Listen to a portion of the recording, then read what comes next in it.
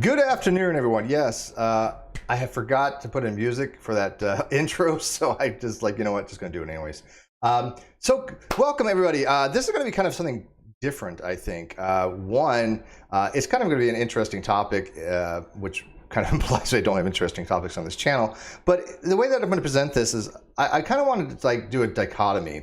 And I wanted to kind of look at some of the principles of what's called the the Temple of Satan, not the Church of Satan.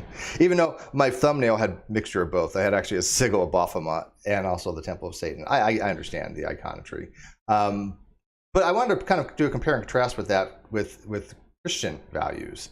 Not advocating one or the other. I'm not advocating for Satanism. I'm not advocating for Christianity. I am just presenting them as is and kind of doing an evaluation with a wonderful friend of mine from the League of Atheists for Humanism, Christy Santiago. Extraordinary atheist. Extraordinary, yes. League of Extraordinary Atheists for Humanism. Right. I should know what it is. I'm a mod in your Facebook group for that. You are. I made sure if you see this little face pop in, it's blue. You blew him. There we go. Hi, guys. There you go. Now I had a nice little transition there. I forgot to transition. They couldn't see you before.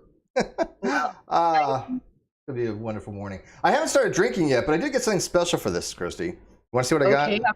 Yes, I do. And make sure that on the outside, make sure you can hear us properly, everything like that. Everything looks like it's normal. So I got something. I figured we're talking about Satanism, right? So I want to get something appropriate for the venue, so to speak. Even though this would have been a perfect discussion for non sequitur show, but that's okay. This is going to be. Right. It would have been, oh yeah, this has been great for that. Yeah. But this is what I've got. I got a Apothic Inferno wine. Oh, that's amazing. Yes, check that out. And even better, I opened it by myself. No, I didn't. I called Cheshire. She helped me with it. So okay. So hey, listen, it takes a village. It takes a village. Ooh, it's a nice blood rosé wine. Oh, I haven't tried that before. Look at that. That's dark. Holy crap. That is really dark. And it's been breathing for a while. Let's take advantage of Steve after he has the butter. Oh, I'm done. Screw this shit. You guys do your own thing, man. Hey, Chris, do you want to go sit around and just drink some wine and talk? Oh, man, that's good stuff, man. Ooh, what is the alcoholic content of that? What is it? I don't know, man. That's pretty potent stuff. Like 9, 12%. 15.9. I didn't even know. I had no idea. I swear to God, I had no idea. What does that say? 15.9% alcohol. I tried that. I was like, holy shit. What the hell? I can't. Why is it usually like 5%? Oh yeah. my God. You're gonna, yeah. Christy, you're gonna have to carry us on this one. Oh. Little sip. Baby sips. Baby sips.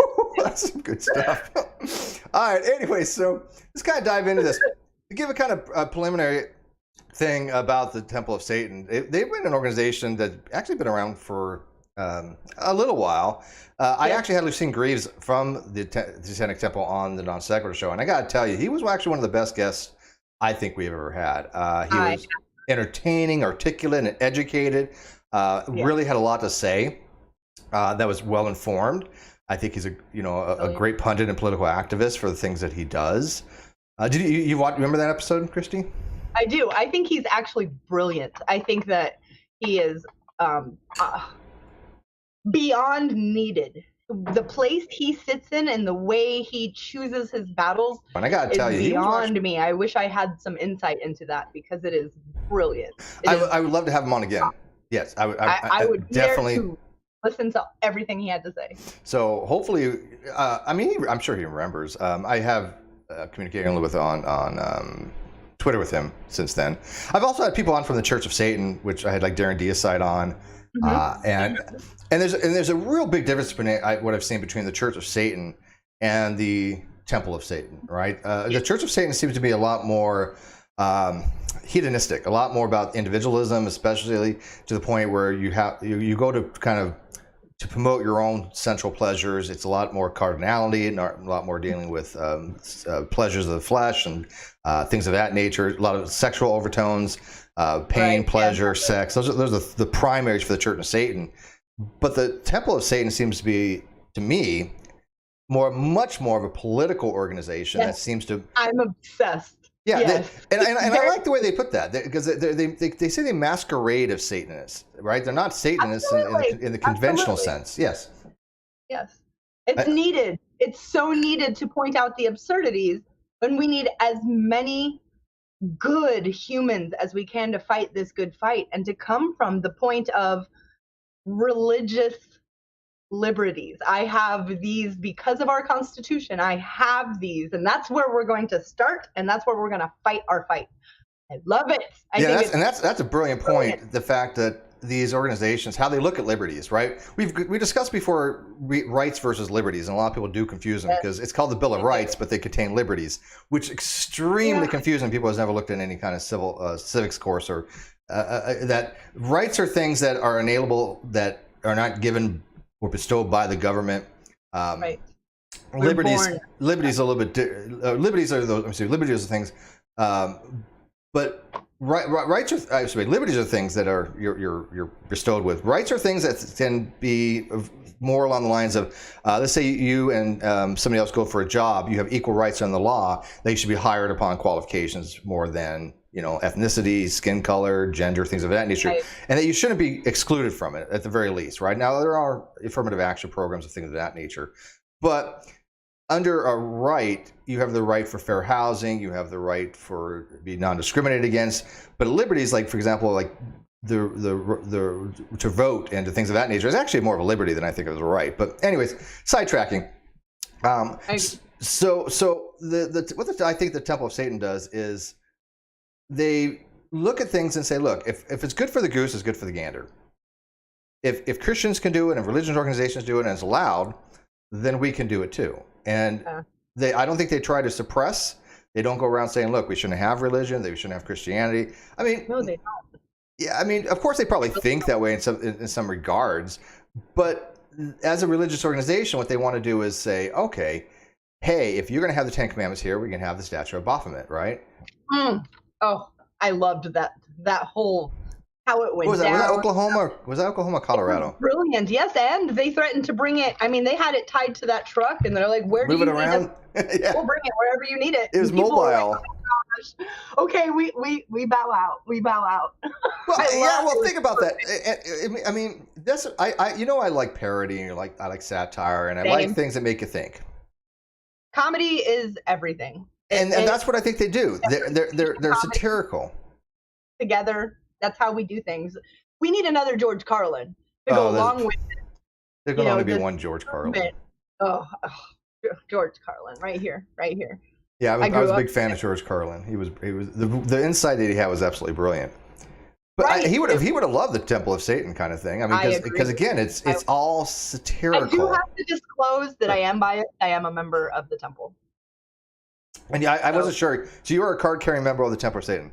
Yeah, this week. Okay, awesome. This is how this went down. So I've been a fangirl for a long time, and when I read this sent to me, the very first time it was sent to me, how they're fighting this, I said, I can be over here going, hey guys, look how cool they are, or I can just hit that little join button and quit being a fangirl and be a part of this.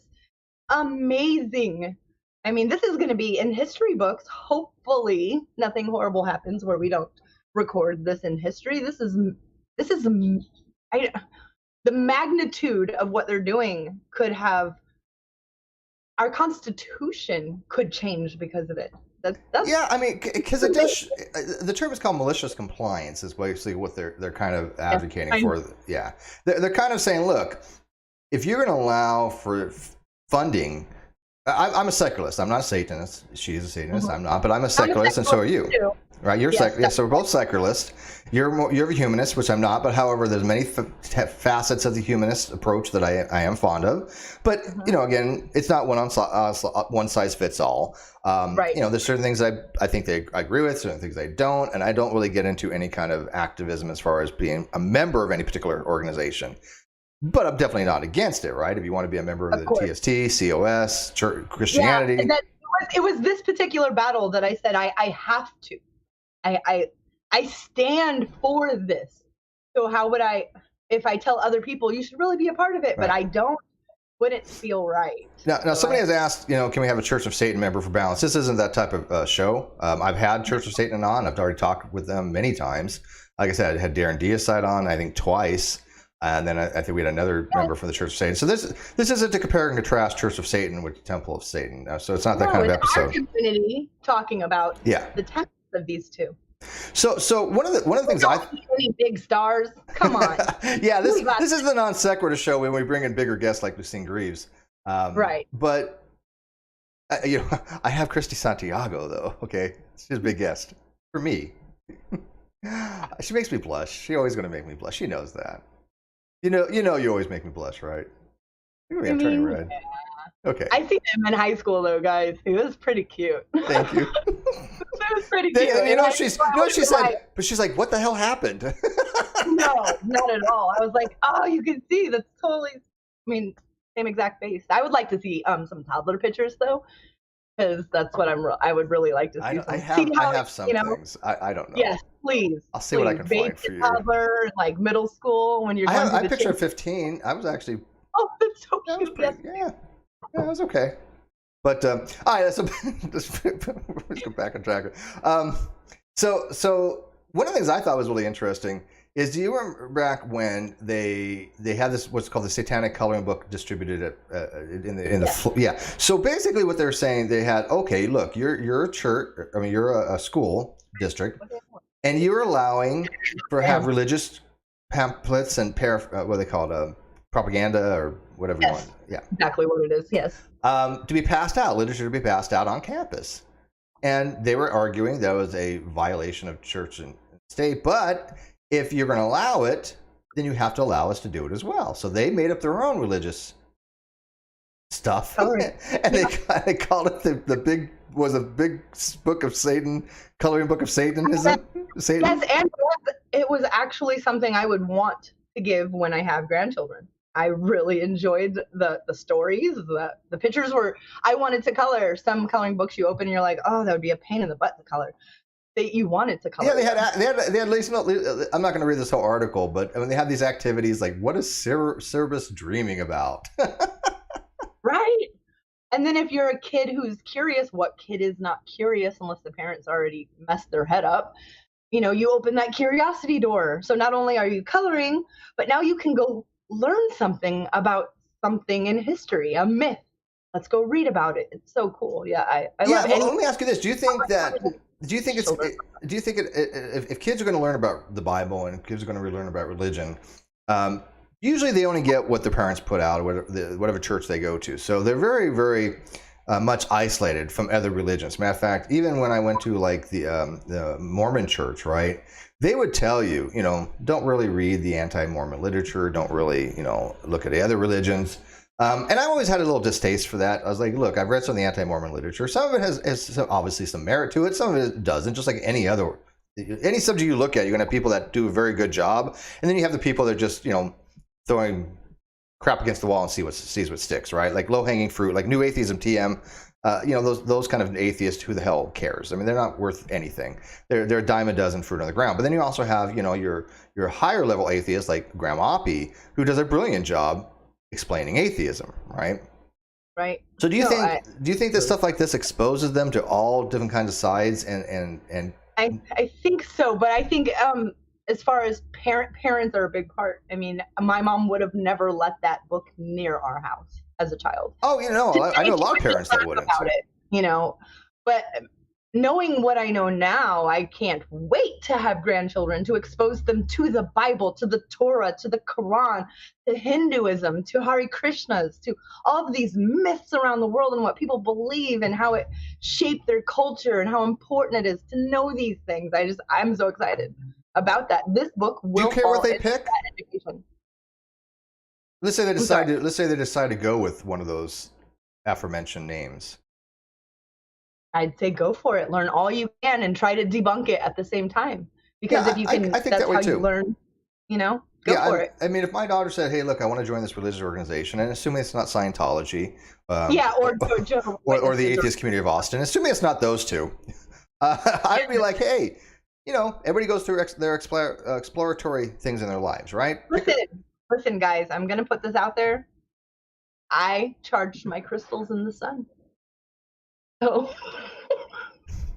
I did. I mean, they had to be cleansed. There were certain stones that had to be cleansed by the moon when it was full. Just saying it. No, and I get that. I think everybody has like a crystal phase of some kind. I had a pendulum phase.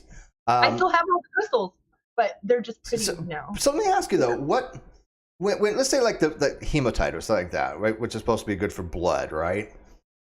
Who makes it that way? What force makes that particular stone or like quartz crystal or amethyst, whatever that thing that they're saying does certain things? What prescribes that rule that it is this particular stone that's good for this particular malady? We do. Yeah, just I mean, religion. There doesn't seem to be any kind of like supernatural,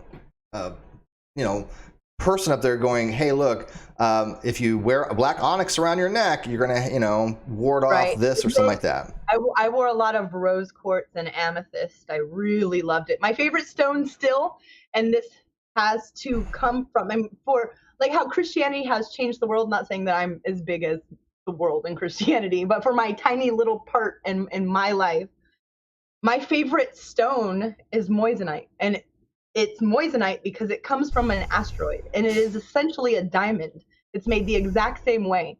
The strongest stone on the planet is a diamond. It's a 10 OHS O's. A moissanite is a 9.5. No other stone is that strong. It's on the hardness scale. It's an asteroid. Yeah, it's on the hardness scale, right? Yeah, on the hardness scale. Mm-hmm. You're right. Yes. A little bit of science for you. I took material science in I think I understand material science. Nuclear, I'm like.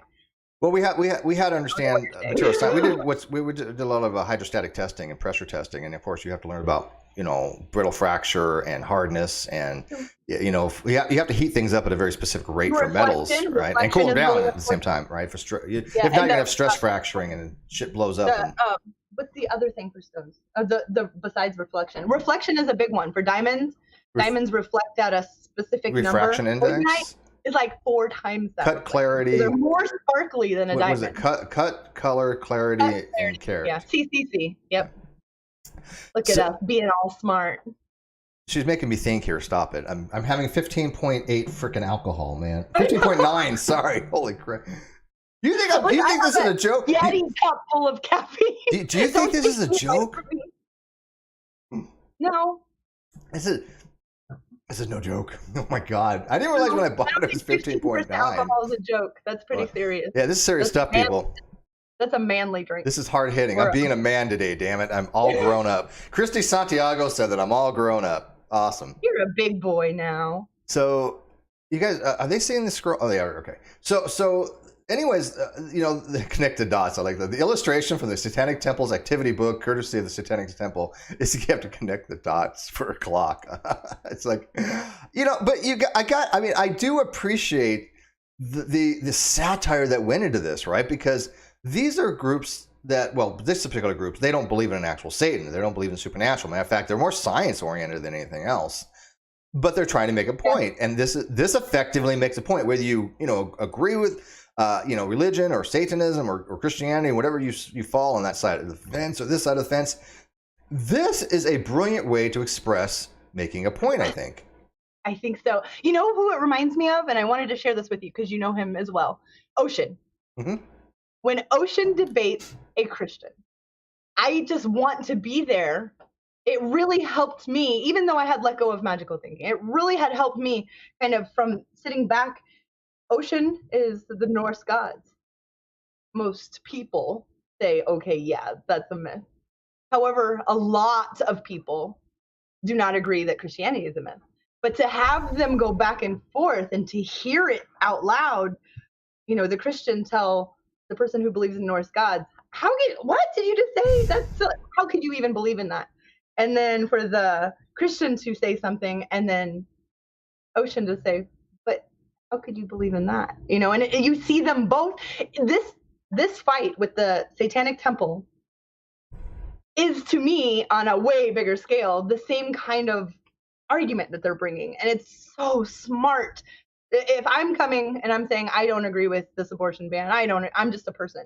But if you come as a religion fighting from the religious, from where they're fighting. We're coming to them and playing on their ball field. It's so good. It's so good. Yeah, no, and Ocean does a great job at that. I mean, Yes, he does. and half the time you never really know whether he's just doing that to be a contrarian. I love that I don't know. I do have to admit, if Ocean ever sees this, the fact that you never, ever, ever let that out is. Yeah, because I mean, there's things that he actually believes, and there's things that I believe that he, does try to be a contrarian on to some degree, right? But he does to make a point.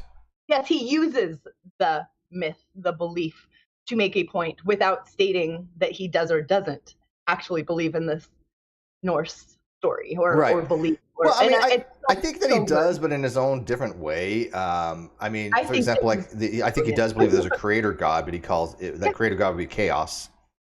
Yes. Yeah. I mean, come on, Loki is way cooler. Well, from the movies. Yeah. No, from reading for myself. I don't read a lot of Norse mythology. Although I tell you, I did love American Gods. It's so good. I'm actually covering next. We do our show, The League of Extraordinary Atheists for Humanism, which is Leah podcast, every other Friday. We call it Fortnight because our producer is Australian and that's how they talk, and I love it. So on every fortnight. And I will be covering actually a mythical god that was created by the United States of America. Her name is Columbia. Most people don't know this. We used to have the unum, what was it? For the many, one was written in Latin on all of our money. Yes, there you go. And it meant for the many one. Well, those filthy commies happened and we had to do something. So we put God on everything to show our difference. And it got added to our Pledge of Allegiance. It got added to everything at that time. And so that goddess we created, that would be our country's goddess, we were going for Rome. Look at all of the buildings in our capital. We were the new Rome. To make a pantheon. We have to have our goddess. We have to have one. And so that kind of all went like, we swept it under the rug, put the rug down, put furniture on top of it, and was like, no, doesn't exist. Well, that's covering that, but it's the same. That's kind of the in a way to describe that show American Gods, that these you have the older gods, you have the Norse gods, you have the mythos gods, and then you have the newer gods that brought about for that something similar like that, right? You had technology, you had media, the god, and these were the new gods that just were manifestations that we created. And so, I totally agree with that. That it's weird to look at one particular religion and say, look, how the hell could you possibly believe something as nonsensical as that? Like, for example, Scientology is a recognized religion, unfortunately, right? It is. Yeah. Yeah. So. And I could look at Scientology and go, and by the way, Scientologist lawyers, don't watch this episode, please. I have enough lawsuits. I don't need Scientology. But I look at Scientology and go, how the hell could anybody ever get involved in this? It just makes absolutely no sense to me. Well, first of all, poor people would never. You have to be wealthy. True. So, I mean, they wouldn't want me, but they do have different levels of membership, but unfortunately you have to buy all their books, right? You have to learn about Thetans and Xenu and stuff like that. But people do believe it. Yeah, well, even after it's told that stuff, people still believed it. Oh, I mean Mormons, they get their own planet. It's just. See, I was Mormon for quite some time, and I still have never actually found anything that specifically talks about that. There's a book called Mormon. Me either, and I have looked so hard. Yeah. However, the Mormons that I talk to do believe that that's what will. Some of them do, actually. Yes, that is correct. But officially in the doctrine, and there's 4 things in the doctrine, the Mormon doctrine, I've never actually seen it in there. The closest I've seen is a book called Mormon Doctrine by Bruce McConkie. But I mean, even he doesn't get into specifics like that. So it comes a lot from what's called the Book of Abraham, which was the talking about God being on a planet near the celestial star of the Koala and things of that nature, which that does exist. Yes, but it does. I do have to admit that's pretty cool. But I am a sci-fi fan, so well, it has a story that's look, one of the things I thought was the most interesting about Mormonism is at least they say, hey, look. There are many gods out there that have, gone through this progression, at least to try to explain it rather than saying, hey, there's one God that exists forever outside space and time. And then it has this like great demerge that exists just to be a kind of a overseer of the entire universe, or some of them believe that he is the universe. So there's like pantheism and pandeism, right, and theistic personalism and all these different things that. In every religion, this is true. Every religion, this is true. There are these tiny little sects. I find history.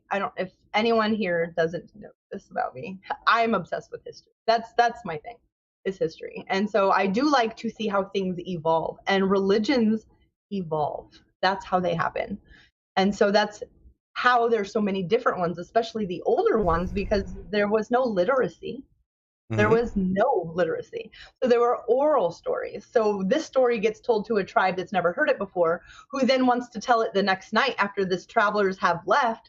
They add their own little bit to it. That's why in some Christianities, this guy does this, but in this one he doesn't. That's how. And you follow.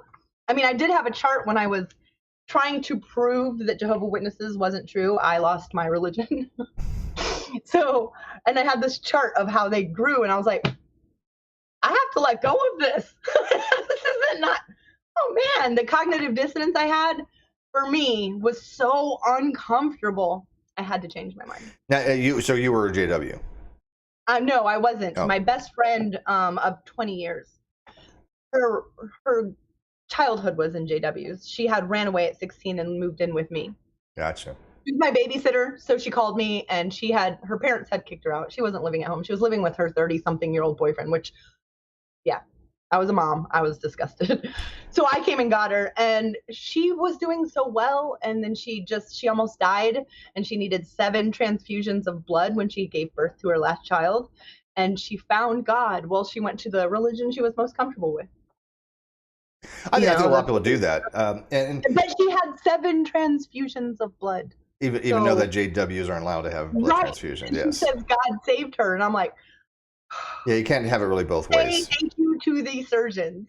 Did you say thank you to the nurses? Because that's who saved you, and that was pretty much our falling out. Plus, my sinful ways. I've been with the same girl for almost 14 years, so I guess unless I changed my sinful ways. Oh, and went with her to a Kingdom Hall. She couldn't be in my life. Yeah, I've never been to a Kingdom Hall. I couldn't be in her life. Never once. No, I will not. And I do feel wrong when I say that, because I am always saying, when someone says, how do you feel about this? And I have to be honest, I've never been there. I can only tell you how I feel from over here, which is not a good assessment. And so I do feel that when I say I would never go to a Kingdom Hall. How can you say that if you've never been? I know enough. Yeah. I mean, it would be rude for me to go. First of all, I am one of those people that if someone says something completely crazy, I'm going to laugh.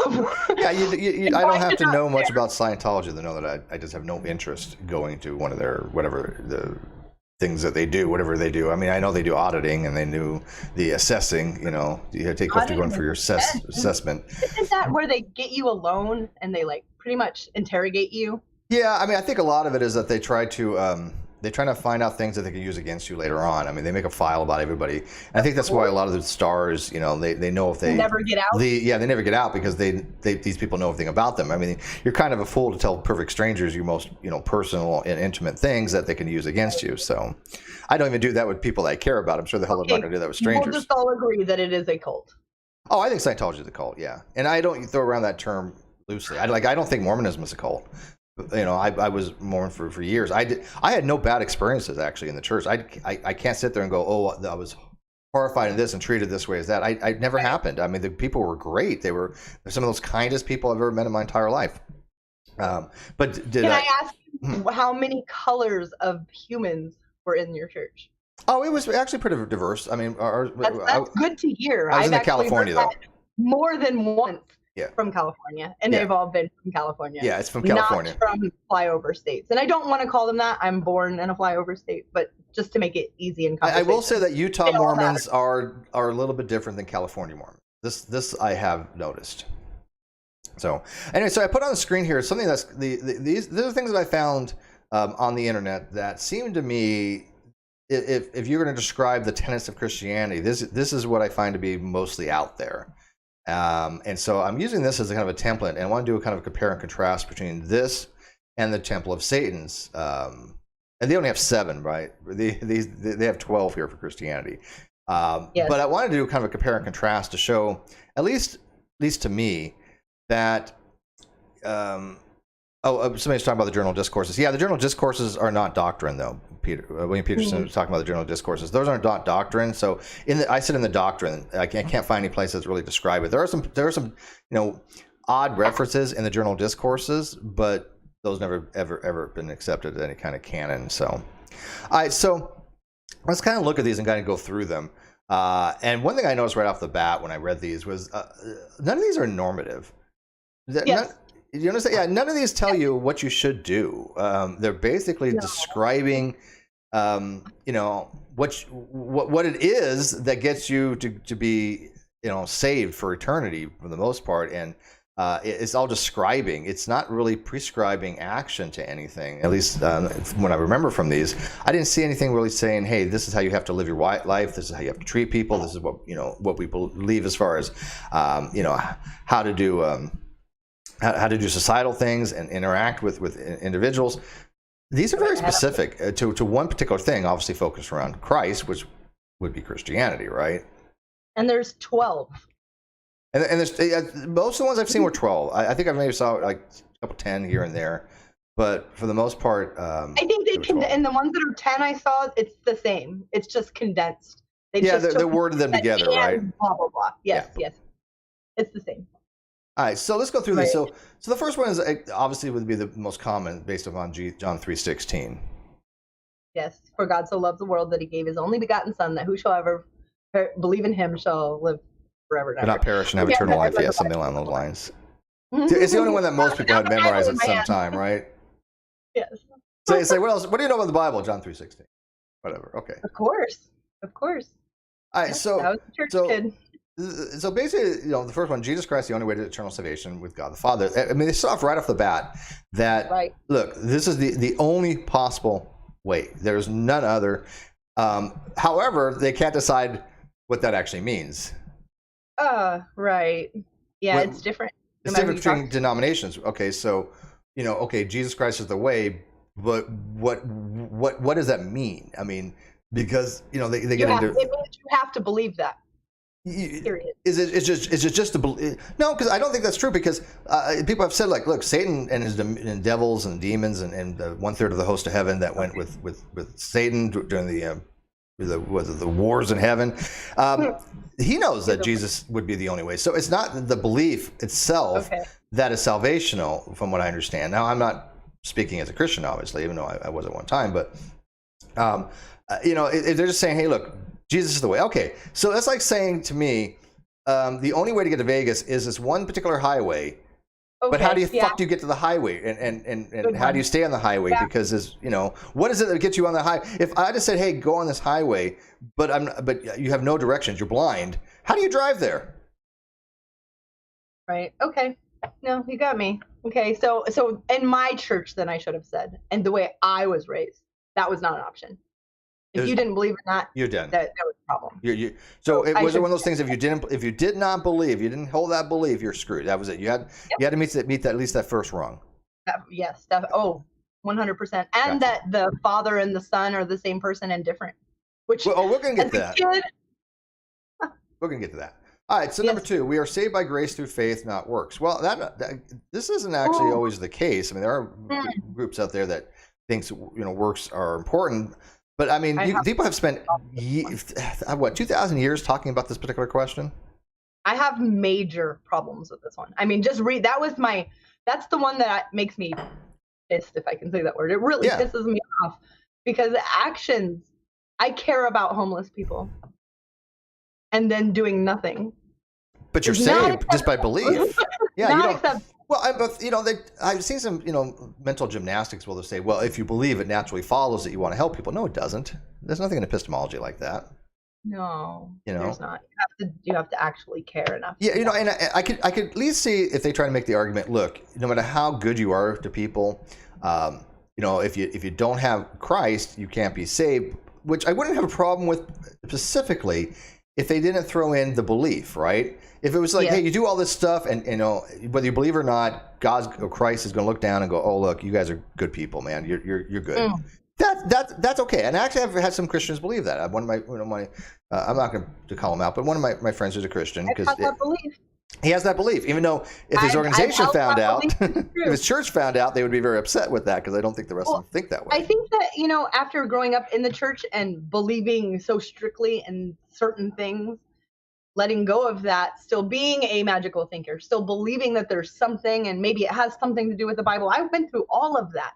And I remember holding that exact belief. As long as I believe there is something bigger than me that is Jesus, I can let go of all of those contradictions, all of those crazy blood sacrifices, all of the murder I can let go of all that because those are just stories handed down. But Jesus is real. I remember even though they're so intricately they're intertwined. It's hard to extricate one from the other, right? I mean, it is. Okay. I mean, we had to say our prayers every night, and it started with "Dear Jesus" every night. Well, Catholics would have a session. What do they have? What do they call it? When Jesus, you don't pray directly to Jesus or God. You do through as a mediator or something, right? What do they call it? Cessionary prayer. I don't know. I'm not a fan of Catholicism, as people know. Yeah, I was not Catholic. So. Okay, number 3. Jesus Christ is the Son of God. Again, a lot of it's describing a particular thing. It's not really giving you much. Okay, but does Yahweh have sperm? Yeah, it doesn't explain how any of that comes about as far as having a celestial baby. I mean, I've been watching Lucifer season 6. I'm halfway through it. Okay. No spoilers. No spoilers, but I'm halfway through season 6, and it's good. Season 6 is really freaking good. One of my favorite all-time shows. Same. Yeah, I love that show. Awesome. I didn't know that. Okay, so now I have someone I can be like, oh my gosh, did you? Oh, I love Lucifer. Lucifer. Take that. Hey, there you go. Take that as a soundboard. Hey, look, it's Steve's saying this. He loves Lucifer. The show. Oh, the show is so good. Yeah, the show's so good. It's so good. Well, I've had Mark Pellegrino on a few times, right? From Supernatural. Yes. Yeah, so he plays Lucifer. We still talk philosophy stuff. Okay, so it doesn't explain much, but it's describing. Okay, but if you don't believe that, is it really that critical? I mean, you could say, look, Jesus Christ is God or the Son of God, because depending on who you ask, but does it really make a difference? I mean, does God really care whether you believe one or the other? To me, that seems petty. It always seemed petty to me that God really is he bases everything on your particular mindset, your brain state, or your position on a proposition. We can control what we think about. Yeah, that's another thing too. Obviously, with Doceastic and voluntarism, we don't actually really form most of our beliefs. I think that most of our beliefs. I like that topic. I'm not qualified to have that conversation. Who is? However, the conversation of if I have a thought in my head while someone's talking, that I just pick up a hammer and smash their head off, and I'm like, oh my god, why would I think that? Well, you're really crazy, but that's because I want to prove a point. Yeah, I don't think that. I don't want to do that. My mind did that, and so when things like that happen to me, I just kind of smile and giggle, like, okay. Oh, my mind goes a lot of different places, but we're not going to go into that. No, it does, and we have no control over that. Right, there's nothing wrong with that. I'm not crime stuff. Thought crimes. Crime. Yeah. Look, the subconscious is an amazing thing. I mean, I had a dream the other night, and it was so vivid, not lucid, but vivid, that I remember very specific details, and it felt real, like real. And so I think our minds are capable of things that are just extraordinary. But why does God care if we have what's called an oncurrent or dispositional thought? There's oncurrent thoughts. That's something that we're thinking of, at a specific time. So if I'm thinking something and it may change later on, it's my brain doing that. I'm not actively, concentrating on a very specific thing. But if I said, oh look, my brain says I want to have a sip of wine, and I decide to have a sip of wine, right? So the Doceastic and voluntarism is that most of our thoughts are already done. They're already processed. This is my particular belief, by the way, that is already done in the brain. And then finally, after some point, it kicks it out and says, hey, this is what the brain came up with. And then we recognize that. So we recognize our own positions and beliefs after the subconscious has done all the heavy lifting, so to speak. Yeah. All right, number 4. I can see how that makes sense. Okay. At least it does to somebody. Like I said, it's definitely. I think about that a lot, thought crimes, and how other people judge people because they thought something and they want to share it with somebody, it doesn't mean that they are that or they are going to do that. Right. And that people can be judged or even persecuted for having thoughts is. Well, and that's some of the stuff I think we're going to talk about the Non Sequitur show. I told people before, once we get it back, that we're going to be doing some hard-hitting stuff and things are not going to be comfortable of. And being uncomfortable in a conversation is where that's where you start. It's going to be a hated show because and loved by some and hated by others, because we're not going to play this game as look you're going to try to tell us what we're going to have a discussion about. No. No. We're going to have discussions that make people cringe. Because I think that they're worthy of discussion. If you're gonna have a hissy fit and you think it's inappropriate, just don't listen. Go listen. Yeah, that's it. Right. Be a grown up. You're a big boy with panties on. And watch something you agree with. Go get in an echo chamber. And we're not even advocating specific positions, right? I mean, most of it is just mostly discussions. Yeah, you never do, and I think that's very important to have channels that. I mean, I do advocate. Yeah, no, I give my position as well, but you are much more an advocate. Yeah, I think that it's so important to have channels where even if you did have, I would never know. I'm Steve's friend outside of doing live shows, but as far as knowing on live shows, nobody would know. Can you say that? Can you say that again? Steve is my friend outside of live shows. Yes, yeah, he's my real friend. I have real friends, yay! A real friend, yes. We talk about things other than what happens on YouTube, of course. Like real life, like real life stuff. Wow, amazing! How does that work? There's life outside YouTube. All right. So number 4, the incarnation of Jesus Christ. Okay, so that basically is just again describing that Jesus Christ existed and came in the flesh, whatever that meant. So he had to exist prior, right? I mean, if he was an incarnation of Jesus Christ, that means he had to exist in some form prior to an instantiation in a physical flesh form, right? That one's so hard for me to wrap my mind around. Like the Mormons believe that Jesus created everything under the direction of God. So it wasn't even God the Father that created everything. It was Jesus did it. Right. Then I'm like, what did God do then? Adam named everything. Adam named the animals. I don't know if he named everything. He named the animals. Yeah. So again, it's describing something. It's not normative. Number 5, the bodily resurrection of Jesus from the grave. Now, I think this one is an important stipulation in Christianity, because this is the really the main one. I mean, obviously, one deals with supernaturalism, right? The eternal salvation. But this one asks you to suspend, disbelief of the fact that people don't come back from the dead, right? I mean, so biologically, no, can't come back from the dead. Logically, you can, and people will get up on arms about that. But there's nothing logically it's a contradiction by that, right? It's a biological, or what's called a nomological problem, because it deals with physics and facts and science. But these laws of the universe are such that you can't do it, but it's not a logical contradiction. There's a distinction to be made there. But he's not the only one that came back from the dead from the Bible, correct? Frankenstein came back. Well, he's not in the Bible, though. I'm just saying. That's Mary Shelley, not. People talk about it as being reality. My mind these days goes to, well, what about Frankenstein? Like, I just cannot. I think of Lazarus, and I mean, how many people and Jesus?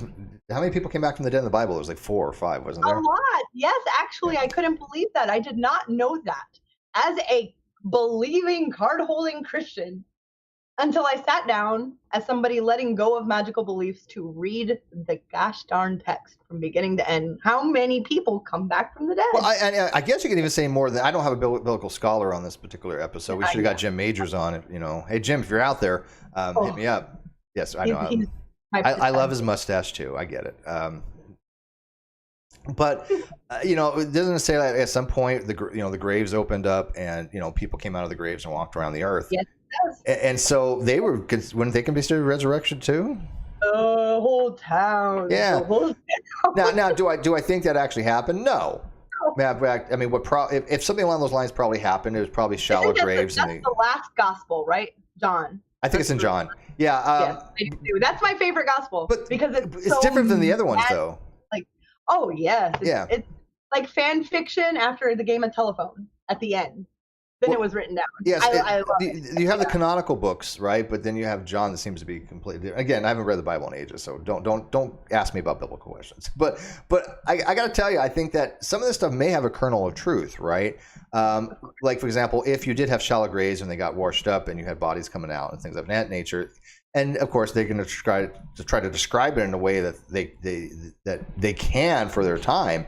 So there might have been events that actually did happen. Do I think now you got to understand also? So say regular village people did see this, they are illiterate, so they're going to go to their and describe it. The person that they talk to their church, and this person has many people who are literate who sit and copy all day long copies of the Bible. This is what they do, word for and word. So they're going to tell them, and it's going to become more magnificent. And that's how that works. And I think actually it's kind of exciting to go through all that and find out that stuff. To look at it from the secular view is very exciting to see how this came to be. So. Okay, so number 6, the Ascension of Jesus Christ. So basically, Jesus ascended into heavens where he came from the beginning, just describing stuff. The number 7. Now 7 is probably one of the most problematic, but again, it's trying to describe the doctrine of the Trinity, which I haven't yet have anybody to actually describe to me that in a way that works. No, they have they have the creeds where they were trying to describe the Trinity. I think that's the first time it ever came up, wasn't it? Was it the Nicene Creed or the Apocalyptic Creed or the Apostles' Creed? I don't know, one of the creeds. But there's so many different variations of the Trinity, and all of them are heretical. Yes, and some Christian religions do not believe he actually rose from the dead, that he spiritually and visibly rose from the dead. So there's well, wait a minute. I thought people saw him and touched him. And there are religions that do not believe. There are Christianity sects that believe that his spirit went up, his body did not.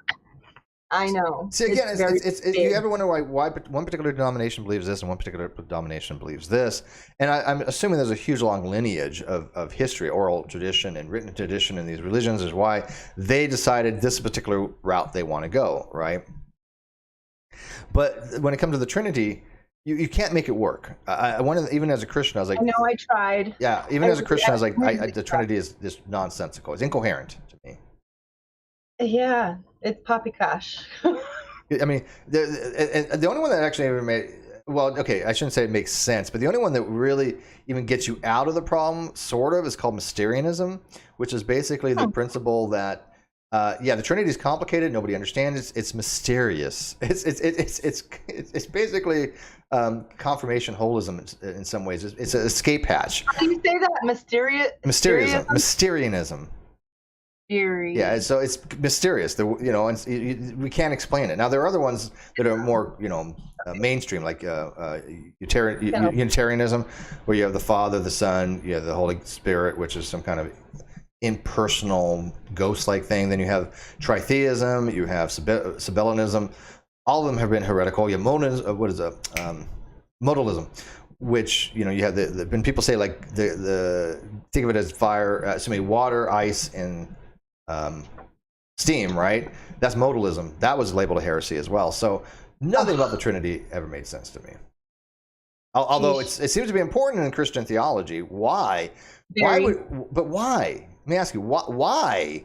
What is it about the Trinity that anybody should give a shit about? That God goes, oh, I really want you to know about the Trinity. Asking questions got me moved to different classes. You were a problem child in church.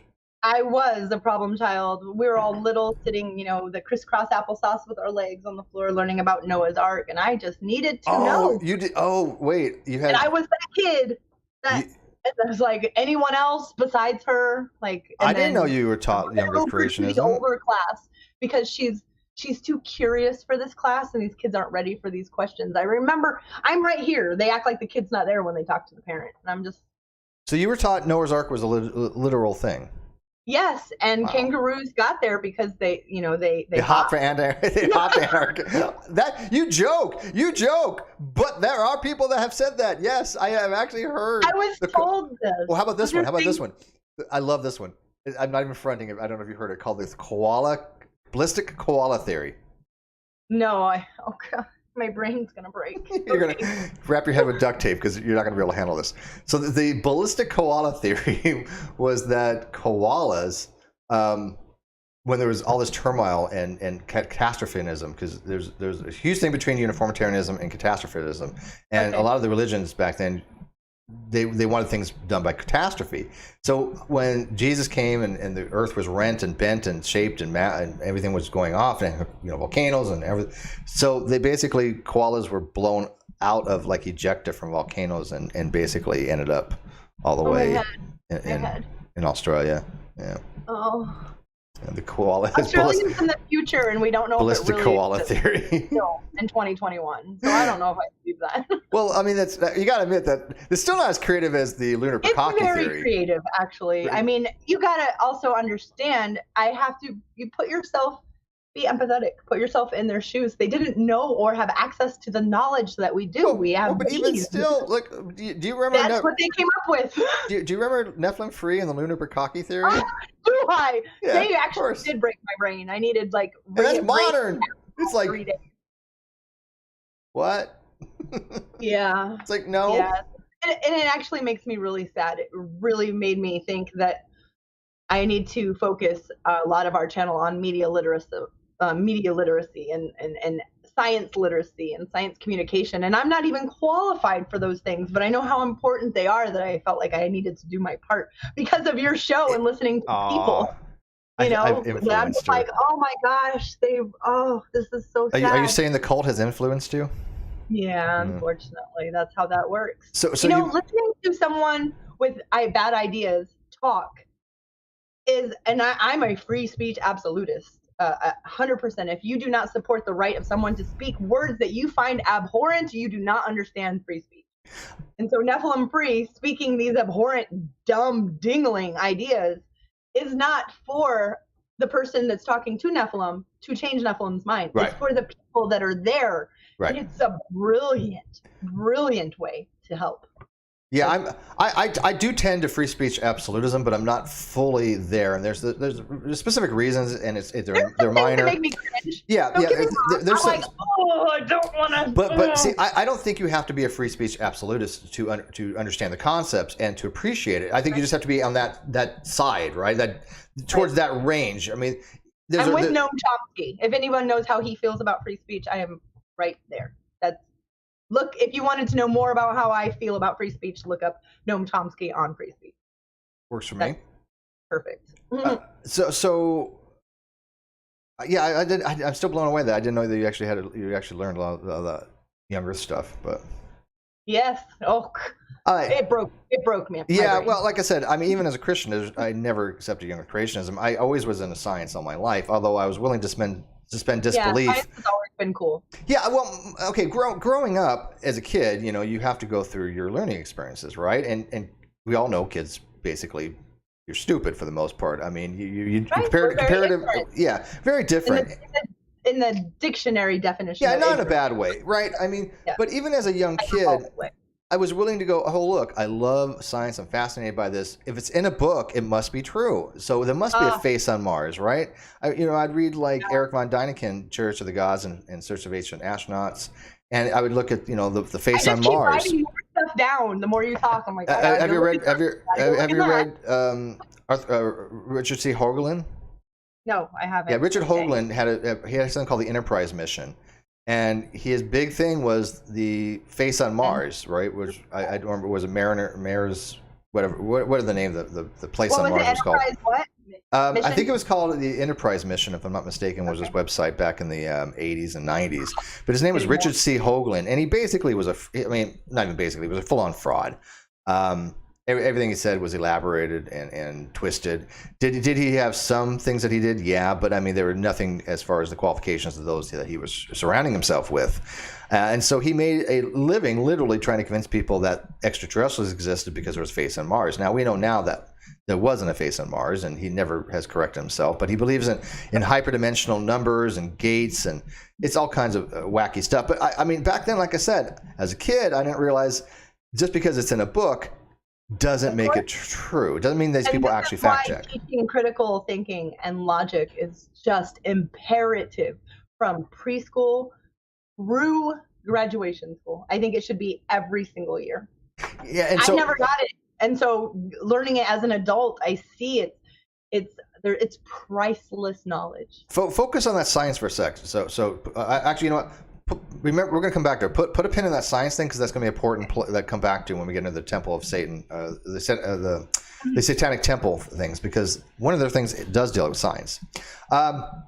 Number 8, the Holy Bible is the inspired, infallible Word of God. Yes. This one I've never accepted. I could get inspired, okay.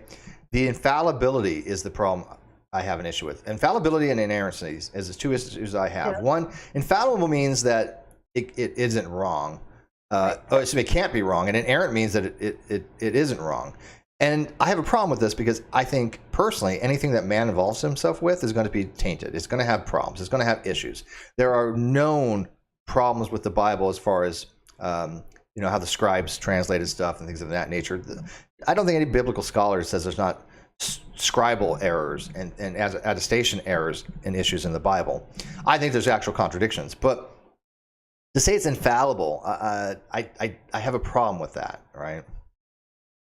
Yeah, you're making a claim of extraordinary. It's a pretty hefty claim that I think, looking at it from 2,000 years later, it presents a problem when people say it's infallible. I don't think anything on this earth is infallible. No. But they want you to accept it as such, right? This is the way it is. But the problem is even let's assume that it is inerrant, right? It has no errors. It's infallible. It cannot be have any errors in it. Let's assume that, this arguendo. Okay. We speak a particular language, right? When we read it, we're going to contextualize it in a way where we understand the syntax and the semantics. So how a word is used semantically, we're going to say, okay, this is how this word is generally used. I accept it this way. How it's used with other words and the syntax being used, we understand what's being written because of connotations, much more than denotations. So you could read something and I could read something, and both of us not get the same thing out of it, right?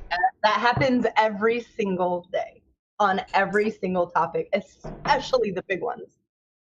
And that's but that's the problem, especially on the big ones. It's like, wait, I'm not reading it. This is why law is so hard. You have legal review and all these judges. Yeah. They can leave. You can have two people that have, especially in law, not reached the same conclusion by what they're reading. That's why we have dissent in law. Correct. And it's important to read those dissents, even if you agree with what came out. Read the dissent, you guys. Debunk everything. The dissents are usually most people just read the dissent ones. They don't care about the ones who voted. It's so important to read all of it, but the dissent is so important to read. It really is. Number 9, we are baptized with the Holy Spirit at the moment of salvation. Okay, again, that just describes it. Doesn't really tell you what good it does. Different. The way I was raised, we were not until we actually literally got baptized. With water. With water. Underwater, yes. Yeah. They put a hand on the back of your head. You plug their nose. They put their hand over that's how I was baptized. Push you back in the water. Yeah. Yes. I still think they were trying to drown me, but whatever. I'm just naturally paranoid, I guess. I gotta admit, the water was warm. It was very comfortable. I was like, very warm. Yeah, I was like, I could just relax and chill. I was a kid. I was like, oh, can we play? I was like, give me a cigar and a scotch. Just go. Yes, single malt scotch and a baptism tub. Let's do it. Yes, I like my single malts.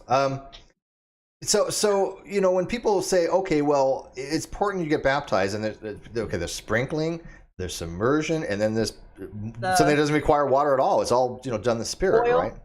Oil. Yeah, the oil. Yeah. And if that's important, then one, don't you think God should be more clear? And two, why is it important? First of all, it's symbolism, right? I mean, I think every Christian could say that baptism is a form of symbolism. It's a ritual. A ritual. And that plays into, by the way, the Temple of Satan, and even more so the Church of Satan. They do a lot more ritualistic stuff. But ritualism, absolutely, right? It's a ritual that you're performing in concordance to what is being taught, that you're saying, hey, I believe this, and this is an action that you're doing to show that you actually believe it. Right? I mean, that's what baptism. But I think many of them. It's so important that others see that you believe in it. But many of them actually believe that something happens. You, others need to know how pious you are. That's so important in Christianity. But I mean, I felt the pressure to get baptized. But don't they believe that something actually happens though? I mean, then I did. Yeah, I really did. So there's a changing in the universe. When you get baptized, you have changed something fundamental in the universe, right? Yeah. In fact, in speech act theory, have you ever looked at speech act theory? Because you would love it. Speech act theory is amazing. More homework. Here we go. Speech act theory. Look it up. You would really like it. Cyril and Avery. But speech act theory, one of them has something called a declaration, or declarative. And a declarative is a person who has the ability to perform something. When they say certain things, it changes something in the universe. For example, if I say, I now pronounce you man and wife, and I'm a member of the clergy, and it's done properly, at that point, you become man and wife. And so a declarative actually produces some kind of action in some ways. It has an esoteric force. It changes something in the universe just merely by speaking, which is kind of odd. So by baptism, you're changing something. You're somehow now in the good gracious of God, and you're allowed back in, or some people even believe in a what are they called? Pre-existence, and you're in heaven, and then you come down to earth, and some don't, but you're allowed after baptism to enter the gates of heaven, even though number one says the only way to eternal salvation is God the Father, and some people will take that as you only need to believe, so why do you need to get baptized? I remember thinking to myself, I'm accepted now. And I was even told one of us put his arm around me and said, you are now one of us. You are with us now. In every aspect, you are one of us. You are now part of this family in every way that you could. Mm-hmm. Thanks for showing everyone how committed you are. And I remember being so proud that I dunked my head underwater and changed the world. No, and there's a lot of communal things like that. Even especially Mormons are very tight kit. Yeah. Community. When I told my mom, I filled out the application. I was 11. I filled out the application to get baptized. She was like, what? I was 17. That they were pressuring me. So many of my peers were going to do it. I would be the weird one if I didn't do it. So I didn't feel pressured, really. I felt lost. Yeah, and I really didn't. But it was one of those things where you felt like you were part of something. And then, of course, especially as a teen, you want that, right? You want to be accepted. You want to feel like you're a member. Now, I was already in groups. Like I was a Boy Scout most of my life. I didn't make Eagle. I was a Brownie. You're a Brownie?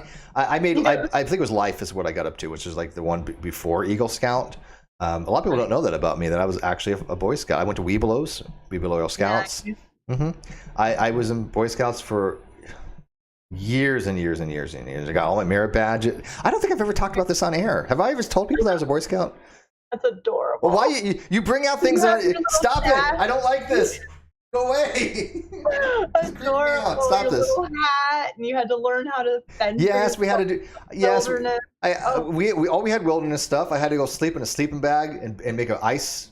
Will you sleep in ice? You have to learn to navigate by the stars. I don't remember that. I'm pretty sure that we did at some point. But I don't remember my merit badge for that one. But I do remember the important things in life to learn, though. A lot of them are. I mean, I have my things that I disagree with about Boy Scouts. A big list. I also agree that we should be teaching children, just as parents, as a community, these things anyway. They're very important. You know what I disagree with the Pine Derby. Because you all cheat. You all cheat. Your dad built that. You know your dad built that. Don't give me that shit that you built that thing. We all know your dad built that. You all knew that the dads built the Pine Derby stuff. And then you got to weigh it properly, and you cheat. Yes. The one thing about Boy Scouts is you're supposed to have, honor and integrity and all this other stuff. Yeah, they all cheat in the Pine Derby. It's an underrated, unstated thing. To cheat at the Pine Derby. Yeah. I think I'm kidding. No, they don't. They cheat. No, it's real. Yeah. All right. How many knots can I tie? I never really got good at tying knots. I know I can make a slip knot chain very well. Actually, I can really do a really good slip knot chain. Well, yeah, you did the Navy as well. So yeah, but I wasn't a boatswain's mate. I didn't really learn how to make knots. I mean, you have to do a few, but then you just kind of forget them. But my slip knot chain is the best. I'll make a slip knot chain one of these days when I'll get some string and But yeah, you have to learn, like, simple knot tying. But the Bosun's weights, they can do some really creative stuff. Yeah. Okay, so number 10, regeneration by the Holy Spirit. This one I haven't really heard this one before, so I'm gonna leave this to you. What the hell is regeneration by the Holy Spirit?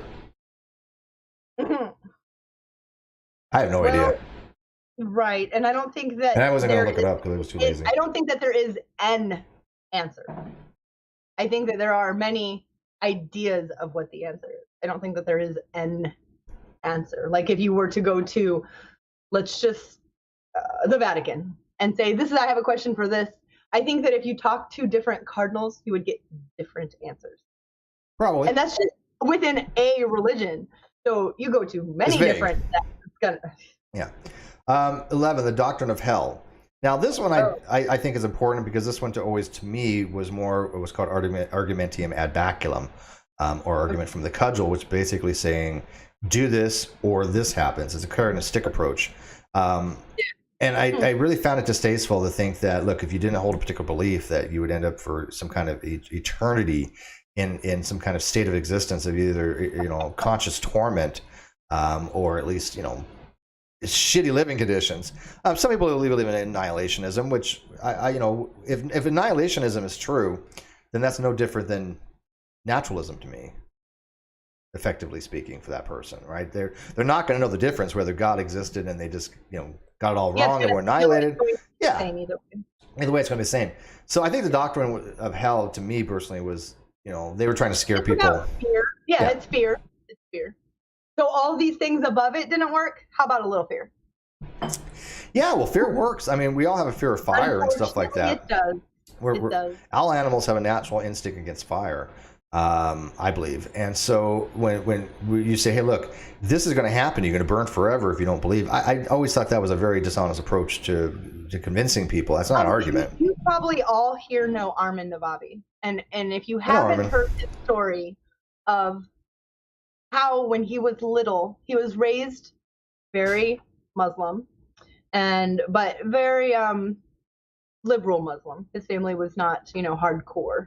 But they were very, they paid attention to the book. They read the book. And when he was told by the mullahs, I think that's what they're called, that they would burn forever. He is a very curious little boy as a kid. And he's very curious now as a grown man. So this little baby Armin took a match or a lighter or a candle. I'm not sure which one. It was a flame. And he put it on his skin. And he was like, oh, I can't even handle that. And he was so terrified that he really thought about just go ahead and ending his life before he reached a specific age where he would be accountable for his mistakes, because he couldn't imagine burning forever. That's fucking child abuse. That blows my mind. Yeah, I knew that story from Navabi, actually, believe it or not. I was well aware of that story. And he still has that fear to this day. He does. And why wouldn't you? It's terrifying. Yeah, and it's understandable now. I don't have any big issues with Navabi, except we disagree on some points, and I just don't think he can have an honest dialogue about the philosophy. But as far as activism, I appreciate what he does. Very different when it comes to politics. Yeah, and very philosophically wise. When it comes to religion and atheism. Yeah. Which is fine. Look, I can compartmentalize. For his activism, I appreciate what he does. Yeah.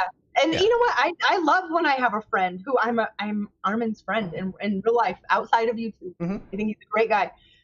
We disagree with some things. That makes him no less my friend. Yeah, I don't have any real major issues with him. Disagree. If you find someone that you agree with every single thing on, someone is not being honest, because there's just no way. I'd rather hang out with Navabi than Hovind. Okay, so every single day of my life. I mean, God. I think, remember when I told you my brain went to I used the hammer in the head thing? It probably wouldn't be a thought experience. Oh. Yeah, we're not going to have you on with Hovind. I do not advocate for violence. I'm being silly. I want to make sure. Hovind's not going to come back on this channel, anyways. I not that I would. I would never. We've already agreed at Leah Podcast. We would never give him a platform. Which is understandable. And especially nowadays. I mean, things are just more and more. Every time I turn around, there's always something with Hovind, and he's just not a good person. He never has been. I even had someone ask me, "Well, what about your free speech?" And okay, that does contradict what I said. No, I don't think it does. However, he has already laid out that he is a liar. He is a dirty grifter. He is. No, you're the opposite.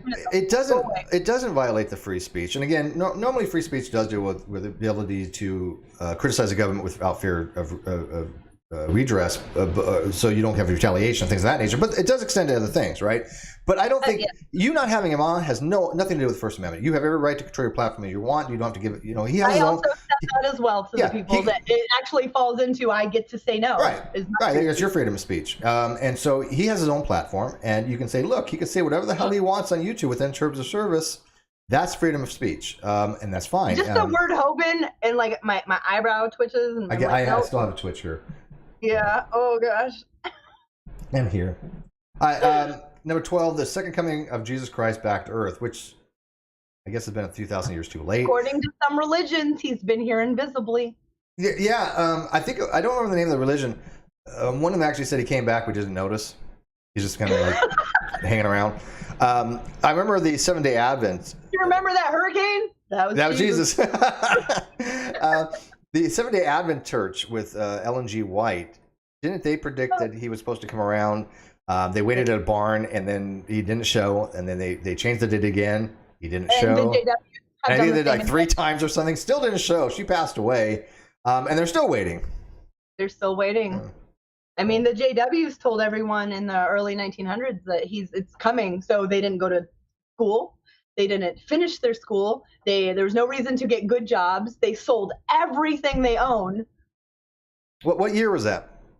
Oh gosh, you know what? My brother watched the documentary. My brother was a Jehovah's Witness, and I never really knew my brother very well. There was like new light kept coming, so there are many times that the date has changed, but it was like 1920 something, 1914. He was made me a 70s child. I have a lot of numbers in my head. And as a 70s child, he felt that he wasn't even going to make it to the 80s. He felt that there was going to be a Cold War, nuclear war, Armageddon was coming, Jesus was coming. Why bother go to college? Why bother to learn anything? He had that mindset because he was taught, look, Jesus is coming around anytime. Why bother? And what's worse is when those kind of people get into politics. Look what happened when we had Mike Pence, who was a young creationist, as vice president. And I mean, you have a president that's thinking to himself, hey, look, why do we care about global warming? Jesus is going to come any day now, and that's right. That's after the fact. Who cares? I think he actually does believe that. I'm like, that's scary. How could you even make law that way? Because you have to spend your own beliefs to do something that to you doesn't make any sense. Because you're like, no, we don't need to spend money for that because that's 200 years from now, 100 years from now. Jesus will be around the corner, next week. That's scary thinking to me. Yes. All right, so it is. So as you guys notice with this particular one, it's a lot of it is actually all of it. I think it is very descriptive. It's basically telling you more about Jesus than it is how to live your life, how to do good stuff, how to interact with your fellow man and things of that nature. So let's look at the Temple of Satan, the Satanic Temple Tenets. Let me move this over so it doesn't kill my chat here. 1 second here. There we go. That's better. All right. So these are the 7 fundamental tenets of the Satanic Temple. Number 1, one should strive to act with compassion and empathy toward all creatures in accordance with reason. So hold on, real quick. Yeah. My girlfriend came over. She's like over here. She wanted to make sure that we have the right numbers. So Watchtower Bible, Tract Society publications have made a series of predictions about Christ's second coming and the advent of God's kingdom, each of which has gone unfulfilled. Almost all the predictions for 1878, 1881, 1914, which was the one I did have right, 1918, and 1925 were later reinterpreted as new light, as a confirmation of the framework of the Bible student movement and the Jehovah's Witnesses. So they were wrong, and they're like, well, see, what happened was I think it was maybe it was the JW that actually did say he showed up, but we didn't notice. Yeah, it is. They believe no, not that we didn't notice. He's here now. He's here, right. it's invisible. It will be 1,000 years, which to them, when you say like 1,000 years, they're like, well, it's different for God. So we don't really know how many years that is. It's a lot of mental gymnastics. Conversation with Nephilim. It can go anywhere. That's a Nephilim conversation, trying to work around his mental gymnastics. Agreed. Yes. Thank you, Christy. Anto's girlfriend. I do know her name, but I'm not going to say it. Yes. But we love her. She's good like, to you. Information. Yeah. Yes, she is. And she's always like, you should probably check that, make sure it's right before you go. Tell her hi from me. Did you tell her thank you for letting us borrow you? I will. Come here. Let everyone say thank you too. She's footballing it out. Thank you for letting us borrow her. Of course, anytime. You're not really borrowing her. She's still right here. And I'm still at her. I still comment like the whole time. She's commenting. Yeah, sorry. She's just not typing it. She's just commenting to me. Yeah, she's agreeing with Steve. Love you. Love you. Mwah. Yes. Aw, this is sweet. This is cute. Everybody just got real envious just real quick for like a split second. We love you guys. All right, so make me blush, Steve. Oh, look at that! Her face is turning like her hair. I know, it's like her hair. That's awesome. I don't think I've seen someone make her blush before. I try. That's so cute. Good job. Ah, there you go. All right, so right off the bat, the first thing that they're talking about is basically a normative thing, how you should act, right? Right off the bat, it's like, this is what you need to do to be a good person, and to be compassionate. And again, I'm just doing compare and contrast here. When do you think that Christians, one of the first things they should have is, hey, be compassionate? Now, I'm not saying that Christians aren't compassionate. I'm not saying it's not up there somewhere, but it's not in one of the fundamental tenets. Right. No, it's not. You know, and within accordance to reason. And what's the study of reason? We call that philosophy. Yeah. Right? So, I mean, I think, you know, right off the bat, they're setting the stage as, hey, look, you know, we have to act in a way that we show empathy and compassion, treat our fellow man with respect, and things of that nature. When on the Christian side, it didn't really seem to be that way. It seems to be more. No. I mean, yeah, we have love your neighbor like your, you know, God. What is it? Love. It's very punishment oriented. Oh yeah, well yeah, it's punishment oriented. Do this or you're going to get screwed. Well, this is, hey, just do this because it's the right thing to do. Agree. Okay. Agree. These tenets, actually, after I read them, I thought, I really want a copy of that. I think that it's almost humanism. Like, well, you know, they do base a lot of things off humanism and individualism. They do base a lot of things what keeps disappearing here? I gotta get you back. There you go. I'm gonna move the screen over here so you don't do that. They do things based on things that was called. Ever heard of something called Juice Coggins? No. Mandatory norms. Juice Coggins. JUSCO. You're gonna make me say it. COGENS. Juice Coggins. Juice Coggins is a principle that for peremptory norms that says, hey, look, if you have a society, there's certain things that all society need to have accountability for. Like, you cannot have genocide, right? Okay, these are things you cannot torture people for getting information out of them, right? War crimes. These are all things called Juice Coggins.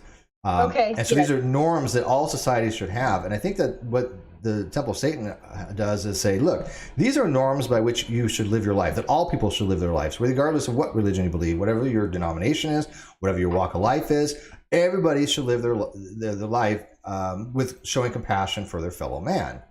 And if you didn't know this was from the Temple of Satan, you'd be like, yeah, well, this sounds like a Christian thing in some ways.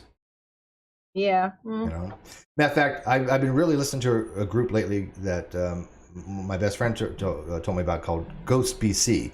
They're just called Ghost now for legal reasons. But the first song I ever heard from them was called Year Zero, and I fell in love with it. I was like, this is brilliant. But they are a satanic band, but you could never tell because most of their music is so good brilliant and melodic and harmonic that you'd just be like, hey, this sounds like a Christian band in some songs. Like there's one song called He Is. It's absolutely freaking brilliant. The video is amazing. And it's basically saying, hey, look, if you didn't know we were a satanic band, you were thinking we were praising Jesus when they're actually talking about Satan. Do they actually believe in Satan? No, they're not. No. They don't believe in any supernatural. It's just it's about parody. The rebel that he was. It's about standing up to tyranny. Very simple. Yeah, they have a full on lore. If you guys have never heard of Ghost, they're one of my. I mean, Fast became one of my all time favorite bands. I just fell in love with some of the songs that they have. But anyways, the point being is that they do this imagery and they do this iconography and they do this storylines to show a parody of religion. But if you had a Christian band, you had a satanic band, and they sing a song and they just change one word, like from Jesus to devil, does it change the aesthetics of the song? Does it make it any less melodic or any less genius? No. It doesn't. Right, and that's so what makes a genre, right? I mean, it's the genre is usually more based upon the type of progressions and the time signatures and the key signatures and things of that nature. But if something is a song that's supposed to praise God, and you happen to change God to the devil, and it now becomes satanic music, and people go, "Oh, I can't listen to that because it's satanic." But it's like, no, this song's brilliant. It's a great song. So I thought that was interesting. A little side note there.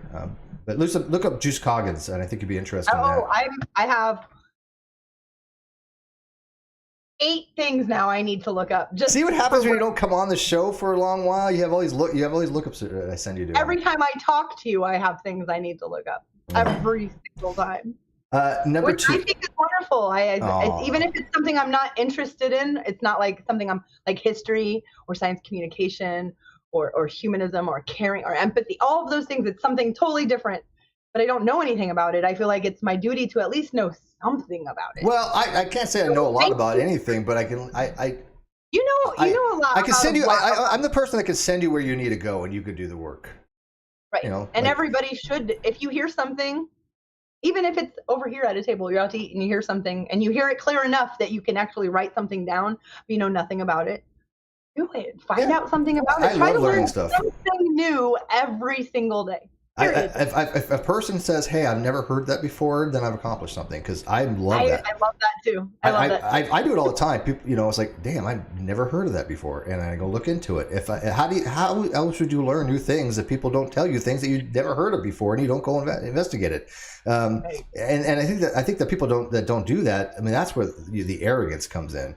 It's like they think they know everything. I mean, go look at the young creations, like, oh man, like people who are very arrogant in their knowledge are the ones who I just have the hardest time having a conversation, an honest conversation about an idea, because they know everything about it, and then you find out that they don't. Well, haven't you heard?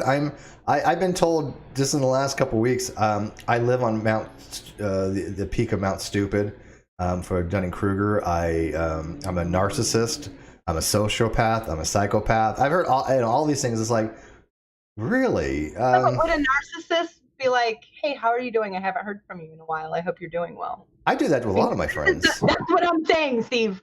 That's what I'm saying. That's something you do. Hey, I haven't heard from you in a while. I hope that you're doing well. You mean I actually care about my friends? Holy shit! Wow, stop that. That can make me blush. Yeah. She, by the way, here, you see what she's just throwing our DMs out there. She's just throwing our private conversations out there. I'm just kidding. But, I know so many people, and so it is difficult to, ask. I mean, okay, a narcissist might do that, but they would say, it would make me feel better to know. Yeah, exactly. Yeah, that's a good point, right? I don't give a shit how you're doing, but I just wanted myself to, feel better. And can you let people know that I asked how you're doing? Exactly. Oh, my God. Can you ask them? By the way, I'm very giving, and I just want to have to let everybody know that I gave, $5,000 to PETA yesterday or something like that. It's like, oh, okay, right, great, thanks. Yeah. Yeah, I mean, it was after the fact, things that happen to naturally come out, like people like, oh, all these fraudulent fundraiser stuff like that. I'm like, yeah, but they didn't know that I actually gave to Iliad's, fundraiser, because why would they, right? I don't go around going, oh, I gave this particular fundraiser. I have given a lot of money away over a period of time. I just, gave somebody, $100 that they needed that just recently, and I'm not exactly made of money. I have some saved up over because of the pandemic. I was able to save a little bit, but I don't go around, oh, look, I did this and I did this and here's my tax, credit, and it's like, oh God, and stop that. It's so annoying. But okay. All right, so back on track here. Number 2, the struggle for justice is an ongoing and unnecessary pursuit that should prevail over laws and institutions. This one I think is really important. Love this one. Yes. No, I remember reading it and stopping and going, I'm gonna read this one again. So what do you think about it then? Yes, I wish this was a tenet of our country. Well, if you read John Rawls' Theory of Justice, which I've never actually read, excerpts from, he would probably approve of this. I've read excerpts from the book, so I understand a little bit about what he was going for. Okay, I'm gonna love that. John Rawls, The Theory of Justice, it's like required reading in law school. I actually knew his daughter, Elizabeth Rawls. She was a friend of mine for quite some time on Facebook. How do you spell Rawls? I think I did it wrong. Rawls. But he called it the veil of ignorance. Yes. Yeah. So look. Yeah, I'm just throwing out stuff. You're going to be like busy for the next week here. Thanks. But I think it's true. I think that there's a struggle for justice, and not just equality, but equity. And there's a distinct difference between equity and equality. But I think that as humans, we all struggle for justice, and each society has a different interpretation of what justice would require. For example, just recently, Christy, as you know, with like one of my lawsuits, Kyle's in jail.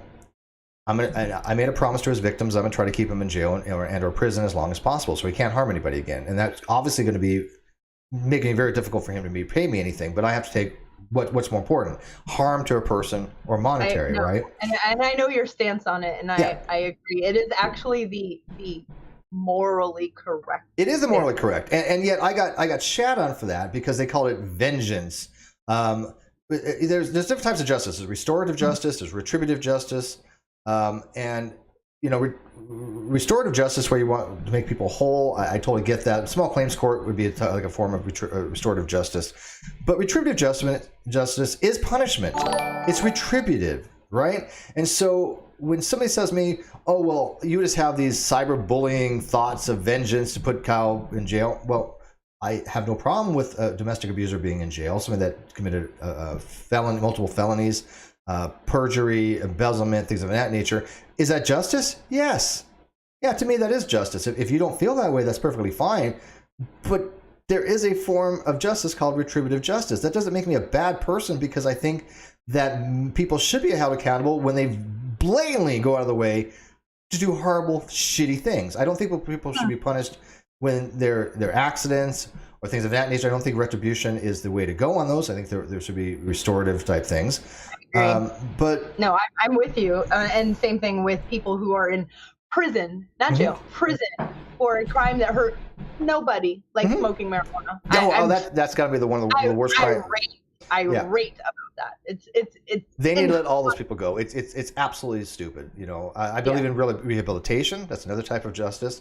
And I do not believe that any human should be judged on their worst actions.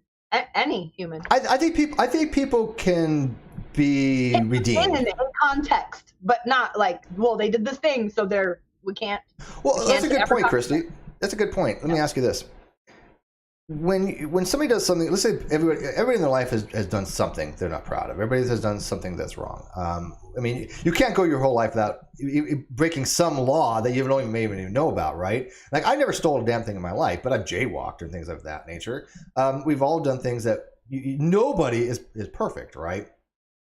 But you can be redeemed for certain things, right? You pay a fine.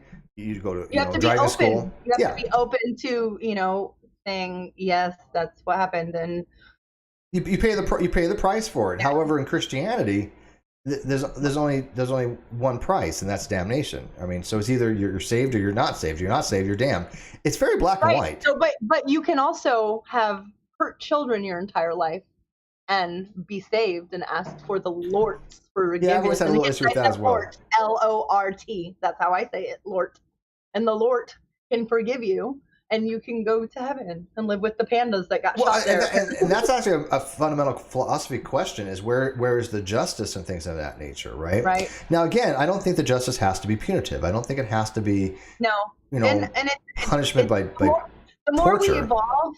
You just look through history. Like I said, I'm a history junkie. You just look through history, and the punitive matters every 1,000 years. We'll just go big. Every 1,000 years, take a look, and we have evolved so much. So I can only hope and imagine and actually predict, because of all this history we have, and 1,000 years from now, hopefully death penalty will not even be on the table. Now, I'm not talking about Saudi Arabia where they cut off hands and behead people. Yeah, I'm not into mutilation like that. Now, the death penalty, I too tend to pro, but I'm not. It's not a hill that I'm willing to die on. But I'm 100% against. Yeah, and that's a great discussion for. Oh yes. Yeah, I think those. I would love to have it with someone who disagrees with me. Well, I don't necessarily disagree. It's more interlocutor, not a Hovind. Yeah, I mean, I'm one of those people I want to learn something from it. If you've taken people's lives and you've basically at that point, I think you've accused yourself of being any kind of productive member of society. I don't have a problem with society taking yours if and only if it is beyond any doubt whatsoever, right? I mean, there cannot be any doubt. I mean, we know that certain people have been to death. They've confessed it. We found the evidence, found the bodies. They didn't deny it. At those points, I don't have a problem with the death penalty. But that's a whole different topic. Yeah. But those are the types of topics that I do want to talk about in the non sequitur show that people are going to be very uncomfortable. Okay, so can I just real quick, even though it's a different topic? Yeah, of course. Even though this is really little compared to the death penalty, you're in a grocery store, and a mom grabs her 4-year-old who had just hit his 3-year-old brother and says, "Stop hitting your brother." What do you think about that? That's every Southern mom in the world. Yeah. No, it's not. I'm in the South, and I will say something. But I mean, your child not to hit their brother as you hit him. Yeah, no, I think it's such a bad example. When he gets mad, to hit something. When he gets mad, use violence. Yeah, so if we're saying don't kill people because we'll kill you, that's my problem. Yeah, no, I totally get that, and I think that we should really have that conversation. Yeah, really. Yes. All right, number 3. This one's important as well, and this one, the reason we're doing this episode is because Christy, myself, and another friend of mine, Jim Jules, we're going to be talking about the Texas abortion bill, the heartbeat bill, and how the Satanic Temple has involved himself. I think actually pretty brilliantly involved in themselves and with that, but that's a whole other 2-hour episode. Yes, and they're like, I'm just like, yes. That's why it really is interesting. I got to say how they went about and the arguments they're making and the laws that they're using and the teams. They have I think it's called Grace something, but they have a full legal. It is brilliant. It's just really I think brilliant how they go about doing it. And thought about this. Yeah. Oh, yeah. What is the best way? We need to go to their ball field and play on their ball field, their game. That's exactly what they're doing. They're actually using their rules. She's laughing at me because I made a sports reference. I know dick about sports. I couldn't explain how football works. I got big round orange ball. I think it's basketball. The elongated one's football. I'm not a sports person. Although I do watch the Super Bowl. I'm like really kind of proud of you right now. You've done good. I'm so proud of you. It's the simple things. Gold star. Oh, I would love if she came over and patted you on the head. That would just make my day. She does. She goes, I'm just like, who's a good girl? Right now. She's a good She's one. so smart. Oh. Okay, number 3. But this, like I said, this one's important. One's body is inviolable, subject to one's own will alone. And so when we're talking about bodily autonomy and bodily self-ownership, right, that you're allowed to do with your body what you want to a certain degree, right? You're allowed to have tattoos. You can either do scarification, but you can't go to a doctor and say, I want this healthy thing amputated. There's a lot of psychological issues to be had with that, right? There is. Yes, that's I've read into some of those psychological issues that make people want to have an arm removed, and it's beyond my comprehension. Well, that's why they go to school for, right? Those are the experts. So you got to have a balance, right? You got to have the balance between bodily autonomy and inviolability, and and you also have to put forth that not everybody's sane. Not everybody is rational. And so people are going to have irrational thoughts. People are going to have irrational actions. And you have to say, look, you're not in a right state of mind to making these types of these decisions. And you may not ever be, because certain things may be so egregious that it's deemed always to be irrational. And I don't think that's always particularly the case. I mean, there might be people that are so psychologically body dysmorphic that they to them the only relief is having that amputation. I mean, and we'll talk about this on the Non Sequitur show too. People that have bottom surgery for transgenders. I don't think that there is in that conversation. There's so much gray and nuance. So it's a rough conversation. I mean, you want to have these body parts removed, but they're healthy organs, and doctors tend to frown upon that. Matter of fact, most doctors. Yeah, as a family member, many won't. I can use empathy as a humanist. I try to do this in every single situation, logic and empathy together, which I know are not together.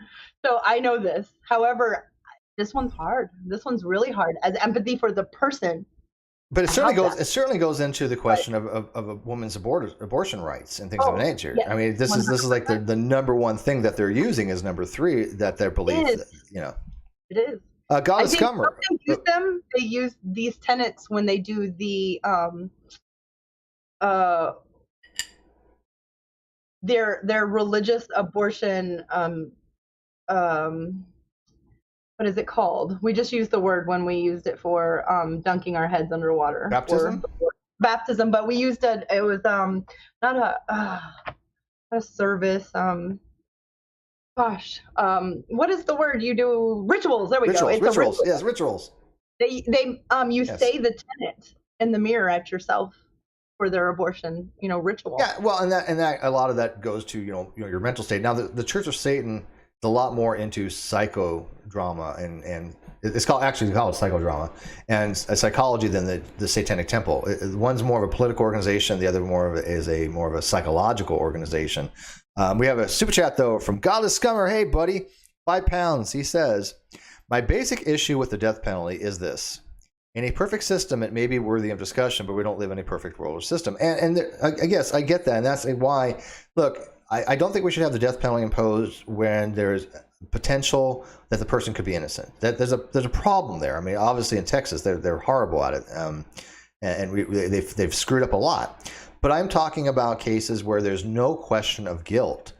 Does that put it in a different domain of discourse where you're saying, hey, look, there's no chance of it being wrong here. This is even, just assume arguendo that it is the case that this person did commit this. Is it then still ethically viable that the state has permission given by the citizens, because people, I think, obviously would be voting on this, for where they live. Do they have the right to take somebody's life? Does the government have the right to take somebody's life? That's a fundamentally different question than, should we have the death penalty?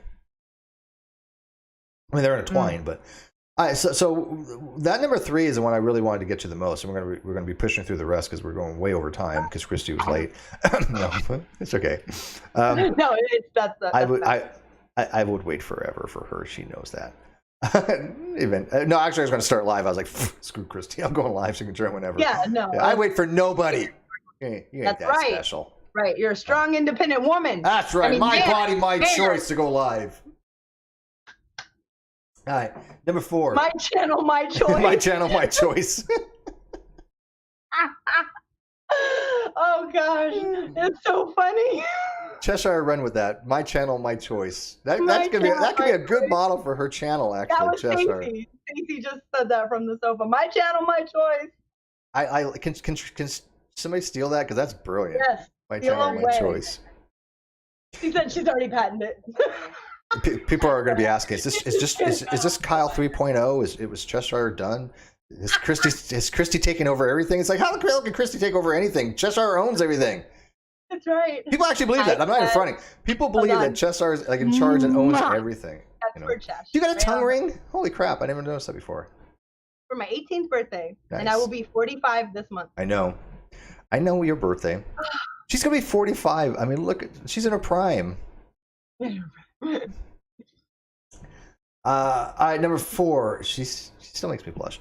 4. The freedoms of others should be respected, including the freedom to offend. George Carlin would have definitely agreed with that. To willfully and unjustly encroach upon the freedoms of others is to forego one's own. Now, this one I think is very important because they're not specifically saying that we should respect people's beliefs, but that we should respect people's freedom to talk about their beliefs. There's a big difference there. 100%. Yes. Big difference. And you can use that if you want, like an analogy where that would be used. Let's say the door knock, someone's knocking at your door. It's the Jehovah's Witnesses. They want to talk to you about Jehovah.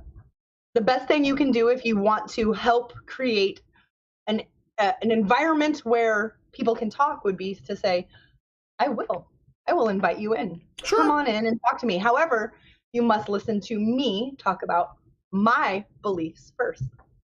And if they say no, there you go. And they're going to say But those no. are my favorite kind of discussions if people are going to have those kind of discussions. Right? They are so juicy and delicious. But you can't get mad and you can't raise your voice because these are just beliefs. They're not. Yeah, well, this is why people have the freedom to do that. Look, if somebody wants to believe the earth is flat, they're free to do it. If they want to believe the earth is 7,000 years old, they're free to do that. What they're not free to do is teach that in school. Yeah, don't procreate and don't vote. Yeah, I mean, I kind of hope that they would. But I mean, they have the right to procreate and they have the right to vote. What they don't have is the right to promote these things in a secular society in a school, right? You don't teach creationism, right? And I think that's one of the main things for the Satanic Temple. They're like, look, say whatever you want, don't have it in government. Don't have it in public, in things that are funded by the government, which schools are, unless it's a private school. That's the whole point. And then if they say, look, okay, if you do allow this, then you have to allow us. I love that. That's where they come in. That's where they come in, right? Yes. And it's so needed. I mean, before them, they were the one. Before a city council meeting, they would say a prayer, a Christian prayer. Before a zoning committee meeting, there's open to the public. Everyone, I can go, you can go, Steve can go. Where I used to live, I used to go to meetings all the time for the Chamber of Commerce. Right, and it's so important. That's how you meet the people who are actually in charge locally. And you can put your own ideas in, say, hey, look, I believe in tiny homes for veterans that are homeless. I don't think that there should ever be a veteran that should ever be homeless. And here are my ideas for making it happen. This is where you would go as just a regular person to do that. And I don't think most people know that. And that's really sad. It's very frustrating. I love this one. I love this list. Yeah, the way it's worded is I like the way it's worded too, because if you're encroaching upon the ability for somebody else to have freedom of speech to say things that are uncomfortable to you, including to offend you, then you have no right to say your own beliefs. It's a hypocrisy thing. And so and I get it, right? People have the right to offend people. Look, I have dark humor. People know me. I'm not super, super dark. I mean, there's people way more darker than I am. And even that, I cringe. I mean, I watched this thing the other day that I'm not going to get the detail on it, but I was like, it was super freaking cringe. And I'm like, look, this is way too even dark parody for even me. But I understand the point they were trying to make. It's just that it's just something that didn't appeal to me. It didn't resonate with me, right? But certain parodies I like. This is incredible. So if you say, look, you want to preach a particular religion, and then you have the people want to offend, like Pastafarians and Satanism, you have to be able to respect both. You have to. Yes. You cannot, in my mind, make an argument that you have to allow one person to be able to say a prayer to Christ or to Jesus, or then to God. The temple, the Satanist temple, to come in and do their own as well. Right. Because I mean, as an agnostic, especially, I'm like, okay, let's look at all sides, kind of thing. And people know that I have a very eclectic musical taste. I go from, like I said, listen to Satanic and Black Sabbath all my life.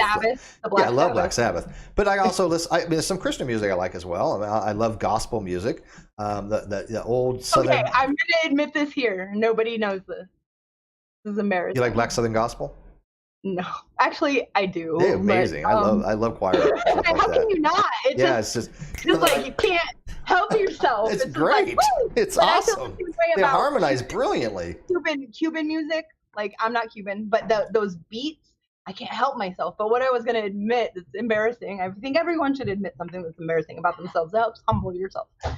I have Amy Grant's Christmas album downloaded on my Spotify list because Tender Tennessee Christmas is my mom's favorite from that, and she played it over and over again as a child.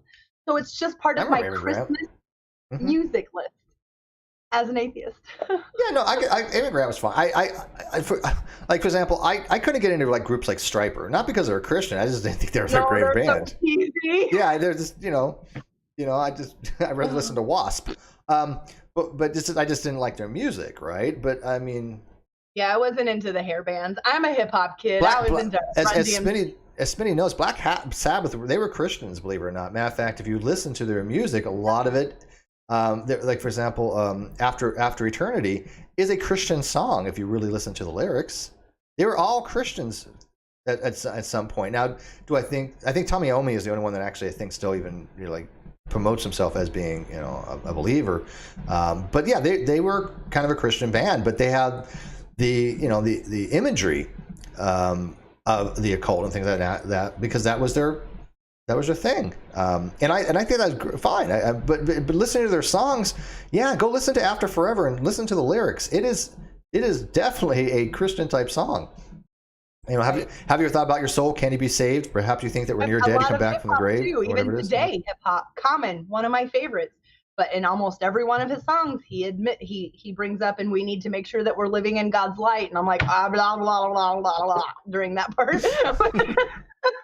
But I love Common, and not just because he's a god. When you look at him, like he's like drool.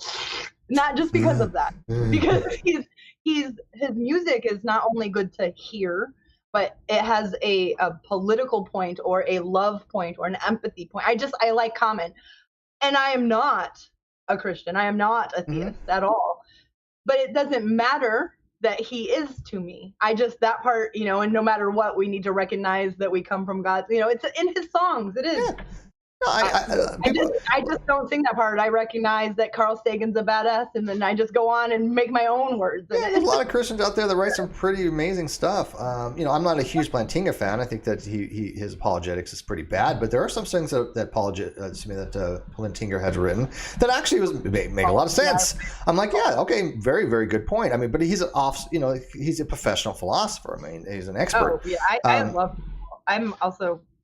So I mean, you have to look at what people say, not just say, oh look, this person's a Christian, therefore everything they say is bullshit, or this person's an atheist, everything they say is bullshit. You can't go that route. You have to take everything individually and evaluate it, what they're saying, and not the genetic fallacy of where it comes from, right? Yeah. Okay, number 5. It's hard. If you don't have that, I didn't have that before I went out as an adult and sought this education. I didn't have that. Yeah. So I wouldn't have even known how to do that. And I'm speaking from a normal point of almost all people in this country. I was public education. I had private education. I went to the same church that Seth Andrews, the same branch that Seth Andrews, where we wore the American, and everything's American, and it's Christian and American. Temple Christian Academy. Yeah, I didn't go to any private school. My daughter went to a private Catholic school for a while. So I also, and I've had to learn to say, God, what a bunch of fucking idiots. Sorry. To go, I am empathetic because I am fortunate, so fortunate to have been born. I can't say that I achieved it. I was born with the ability to go, ooh, that contradicts what I know. Yeah. Let me find out more. Yeah, that's what my daughter did. Go and agree with this. I have to change my mind. Not everybody was born with that. And I've had to fine tune it and learn how to not feel bad about it, to feel good about it. So now I say the best part about being wrong is it's your chance to get it right. And you have to be humble enough to say you're right. I was so ignorant. I was so wrong. That's really hard. My daughter, I remember years and years ago, because she knows what I do and she knows my positions, and we've had these talks. She's very much an anti-flat earther. She does think flat earthers are just straight up stupid.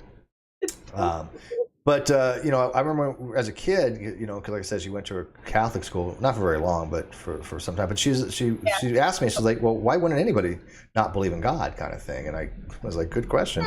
And so we talked about it, and nowadays she's just like, yeah, I don't believe any of that stuff. but she's in a hang on. But she's in a crystal phase. We both did that, Steve. We both did that. So and I told her. I told her this, ahead. Christy. I told her this because she has, her little quartz. She had a quartz thing that she was wearing the other day, and I asked her, I said, "Did you actually think that it has any kind of special properties or anything like that?" She's like, "No, I didn't think it looks cool, but I mean." Yeah, she's like, yeah, kind of like you never know kind of thing. But I was like, yeah, but do you really think it's just, not really. But I think at one time she kind of did, but she likes the aesthetics. And I'm like, well, that's perfectly fine with that. I just, me too. So. I mean, a hippie, it's so hot. So I get it. And my daughter was younger. She was in high school, like 9th or 10th grade when she personally just was like in her own self, didn't share this with me until she was out of high school.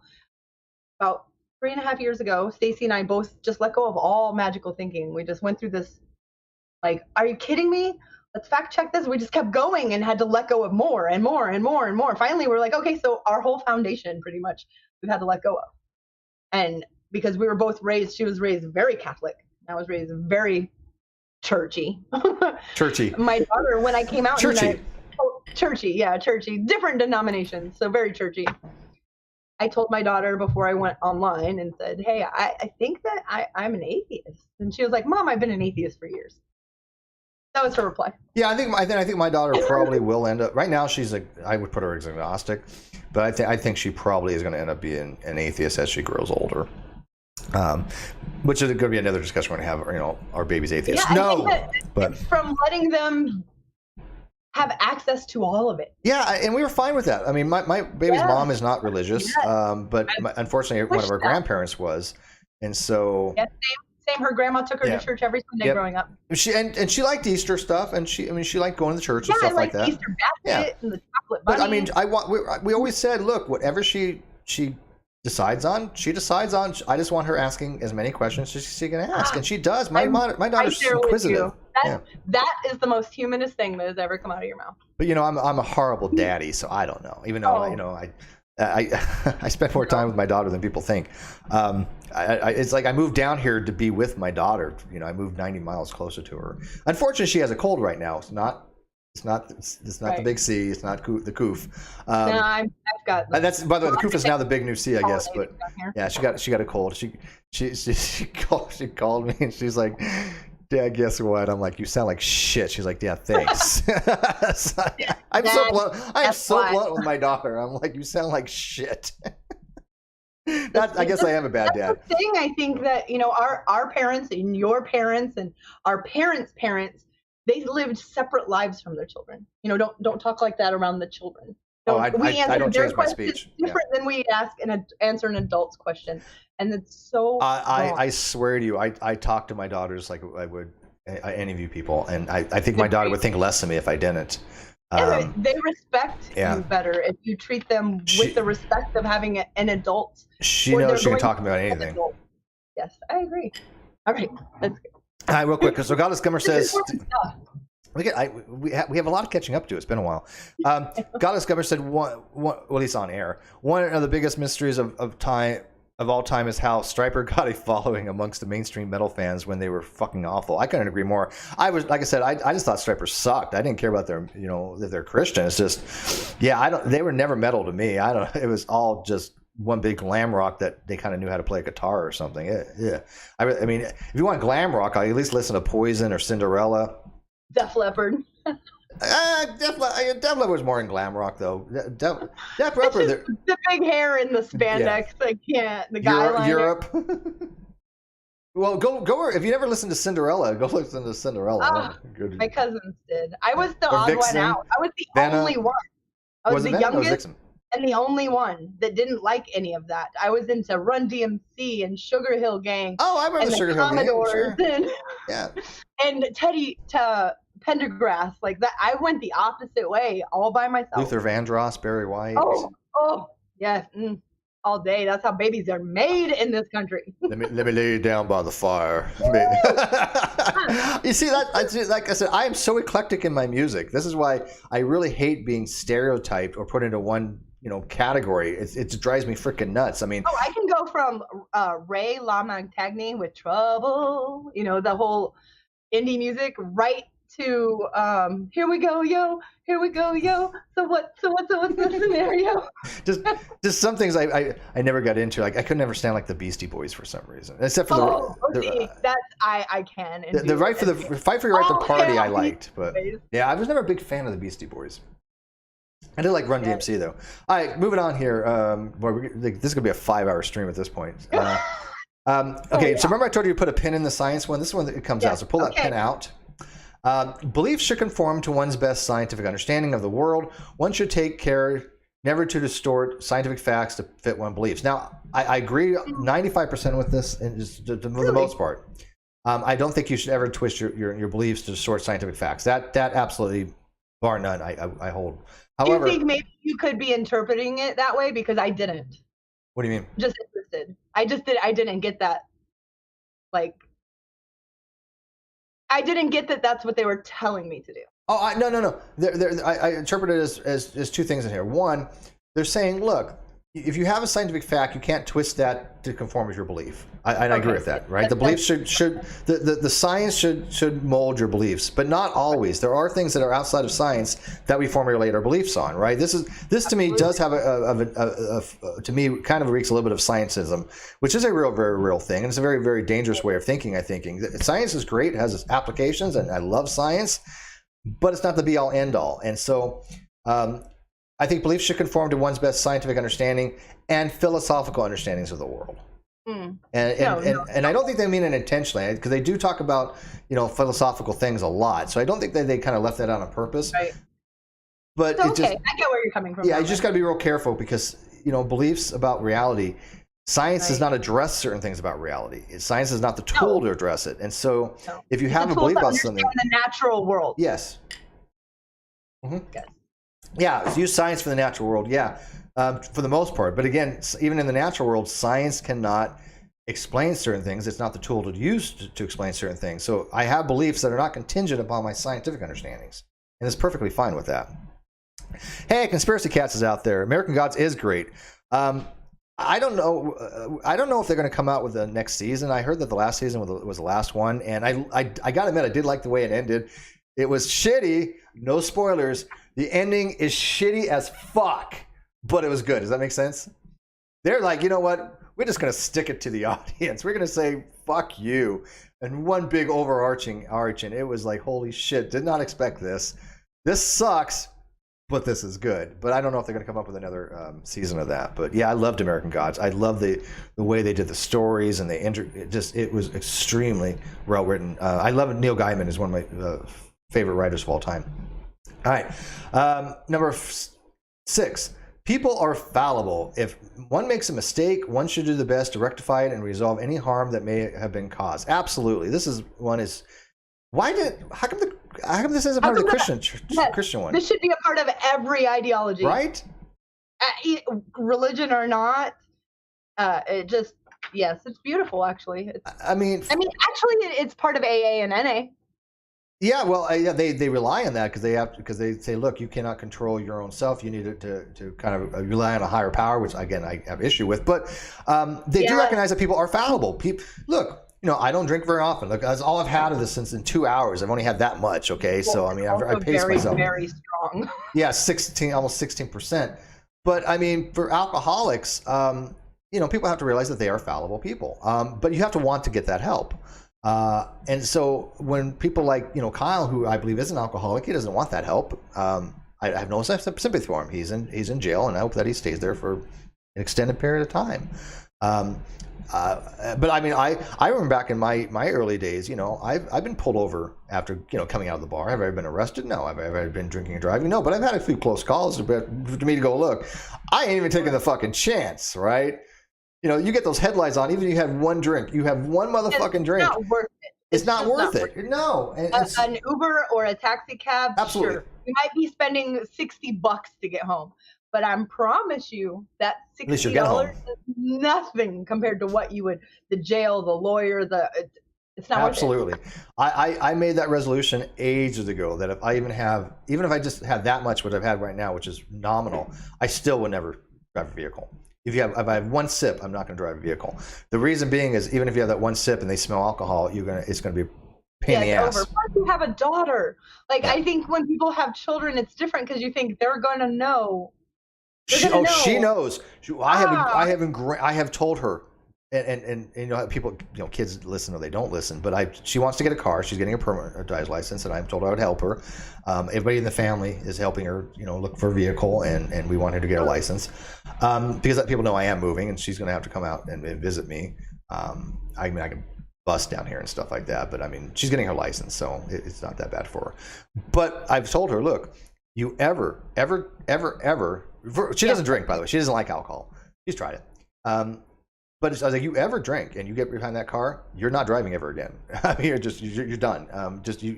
She knows it's how bad it really is. We've definitely ingrained that with her. Stacey and she has helped me raise my daughters she's been in their lives longer than their dad. So, but we had a rule that we talked about, and we sat them down and we said, listen, we're going to say this one thing. If you ever are at a party, I don't care. If you pick up the phone and you call me and you say, remember when you said no questions? Yep. That's all you have to do. When you say that, I will get up and say, where are you? And I'll write down the address and I will come get you. And there will be no questions. I told my daughter the exact same thing. I have Uber app. Yeah. I have Uber app on here, right? And I was like, if that ever happens, you call me. I will get you an Uber. I don't care where the hell you are. No questions asked. I said the exact same thing to my daughter. Mom, remember when you said no questions? Like, yep. I don't care. You could be having fun and things that are not in your control can happen, and you need to go. You need to remove yourself from there. You just let me know. And you got to respect those no questions either. And the reason, but here's the thing. But here's the thing, though. Here's the thing, though. You have to think kids are going to tell you eventually, anyways. Of course. So they eventually on their own terms. I'd rather them be safe and know as a person, a younger person who's about to be an adult, know that they need to remove themselves from the situation for whatever it might be. Yeah. And I will respect them as this young person that's about to be an adult, to respect them enough. And it is hard. It is hard. It is hard. She's told me things that I didn't. She told me, look, certain things I just don't want to know. But she's been very open. But I mean, I know, but. Not to go too much about my daughter's life, but she's gone to parties before, and what happens at a party, things don't usually end well. People leave, and you have drunk people, trying to get home and stuff like that. And how she gets home is important to me. And there are some ways that she had gotten home one night that was not okay with me. And that's why I even told her, you will always have a way if you need it for those kind of situations to Uber. But I think they learn from those experiences. If you rely on your parents or whoever to get you an Uber or something like that, you're probably not going to do it again because it's going to embarrass them, which I don't want them to feel. But right, that was the main thing about the question. But they'll recognize, hey, you know what? Yeah, I should not do that ever again. And that's the whole point, right? People need to have learning experiences. I want my daughter to learn by trial and error, but safely, right? Don't take really unnecessary chances. I want to kind of like hover. I don't need to see everything, but I want to be accessible, not hover, accessible to the fact where don't helicopter. I'm that lifeline. If you say, even now she's 23, if she were to say, remember when you said no question? She's 23. She wouldn't. She would say, listen, my driver's drunk and I'm I need you to come get me. Yeah, I think my daughter's gonna be the designated driver one. So like I said, she doesn't like alcohol. She doesn't like the and that's fine. I have to plug my nose to drink it. So I have to have a chaser. And I have to have my nose plugged while I start drinking the chaser to get it out of my mouth. But if you have a nice indica. Oh, yeah, I'm all about that indica. You know me too well. I do. Yes, it's not my channel or I would be smoking right now. Oh, I know you would be. Yes, I wouldn't do that. Last one, number 7. Every tenet is a guiding principle to design and inspire nobility in action and thought. The spirit of compassion, wisdom, and justice should always prevail over the written or spoken word. And this one goes into ethics. This one goes into, I think, a lot of maybe even virtue ethics of some kind. That you should have guiding principles. That you want to be noble. You want to be for the sake of nobility, not for exactly. The sake of doing what is right for the sake of doing what is right. Right. Not hey everyone, I'm gonna walk this old lady across the street. Everyone. Okay, let's go. Oh, the virtual signaling on YouTube. There you go. Yeah. Things of that nature. Exhausting. Listen, if you, as a content creator, make a clickbaity thumbnail, I'm never gonna touch it. There's some clickbaity ones that's just like, oh, my favorite one is, am I being canceled? It's like, oh, don't do that. Just stop. I see numerous creators saying, am I being canceled? It's like, yeah, okay. But it is important, I think, as somebody who really does lean more toward virtue ethics, doesn't mean I ignore the other ones. I think there's a time and place where you can appeal to consequentialism or sometimes even maybe utilitarianism. I too tend to what's called pluralism a lot, but I don't think you need one set ethical theory. I mean, like a Kantian is like, oh, I'm just a Kantian, right? It should be evolving. It should be changing and evolving as you do. Yeah. And hopefully changing for the better. But you know what I think a good person has that other people that are not good people? A good person asks themselves this question: is this the right thing to do? There are people out there that I think that are true sociopaths and even psychopaths in some regards, and most people I think are sociopaths in that, who don't care enough to ask, is this the right thing to do? Because they don't care, right? They might have empathy, they're not true psychopaths, but they just don't care about anybody else. They care about themselves, especially if they're narcissists. They ask the question, how does this benefit me? Yes. That's the question they ask. And foremost, and last, and in the middle, and yeah. Yeah, it's all about that. How does this benefit me? It's not, right. Oh, is this the right course of action? Actually, I don't get offended much. But when I have a person who I think they could be a friend of mine, not just an acquaintance, a friend of mine, and then they end up being that type of person where even after their best friend, they need to make money off of. Like, they let's just use the marijuana. They have marijuana sitting in front of them. Their best friend says, hey, I want to get like $5 of that. They're like, well, I'll give them $3 worth, so I make $2. I don't want you as a friend. Yeah. Oh, I don't. I think that those kind of people drive me nuts. Yes, they're always trying to manipulate, always trying to scheme, trying to get the edge. It's called playing an angle. They always try to play an angle. It's exhausting. Oh my God. Do you care or do you not care? No, you care about yourself. Dude, how do you think I feel? My whole life is trying to predict other people's angles that I'm arguing against or fighting against. I don't have angles. Okay. No, so you're not sharp. I got curves. I don't have angles. Godless coming for £2. Hail Sagan. Oops, did I say that right? Yes. I'm a big fan of Carl Sagan as a communicator. Pale Blue Dot. Listen, pale blue dot. Yeah. To that audiobook often. Yep. We are a pale blue dot in the sea of. But I do have some problems with ECRI, right? Extraordinary claims require extraordinary evidence. I do have some arguments against that. That's again another topic, but that's philosophy. But yeah, Sagan was one of the best communicators of all time. Talk on that, but those are my favorite podcasts. The ones that I'm not qualified to talk on because that's every podcast I've ever done. I know. Yeah. I've learned a lot because when it's something I've never even heard of before, I write it down, but I keep listening and then I take notes and then I investigate and then I try to debunk it and then I form my own opinions on it, even though I don't. What? Yes. I forgot. From what I was told on the Non Sequitur show by somebody who was a flat earther, they said once we gave the woman the right to vote, everything went to shit after that. So now women are thinking for themselves. You see what happens when you gave the woman the right to vote? Yeah. Damn it. Yeah. These flat earthers, man, they just got it down. They'll tell you the way it is. Not heard. There you go. Yeah, just sit there and look pretty. That's what I told her before she showed up. I said, look, Christy, you don't need to say a fucking word. Just sit there, doll yourself up. Well, I'll do the 95%. She said that's right. You tell her, Steve. I'll do the 95% for a change, other than the 5% that I usually do. She's making me fucking work here, people. Tell Stacy I actually did my hair for you today, by the way. I did my hair this morning. Yeah, she loves it. It's very smooth.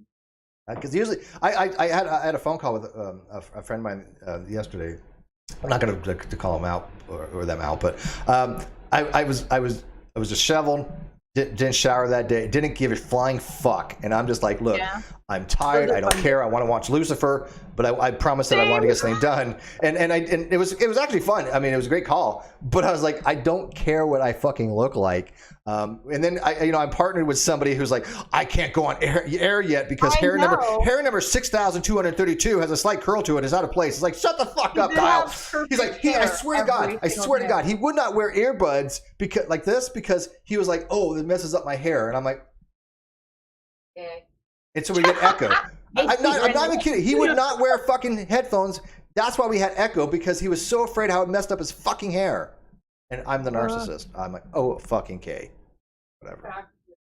By the way, as I noticed something, two hours into this show. Has a dark sense of humor like you. She said, he's not a narcissist. He's just a metrosexual, okay? I'm not metrosexual. No, she's just being silly. Okay. By the way, as time goes on, this wine's getting better, by the way.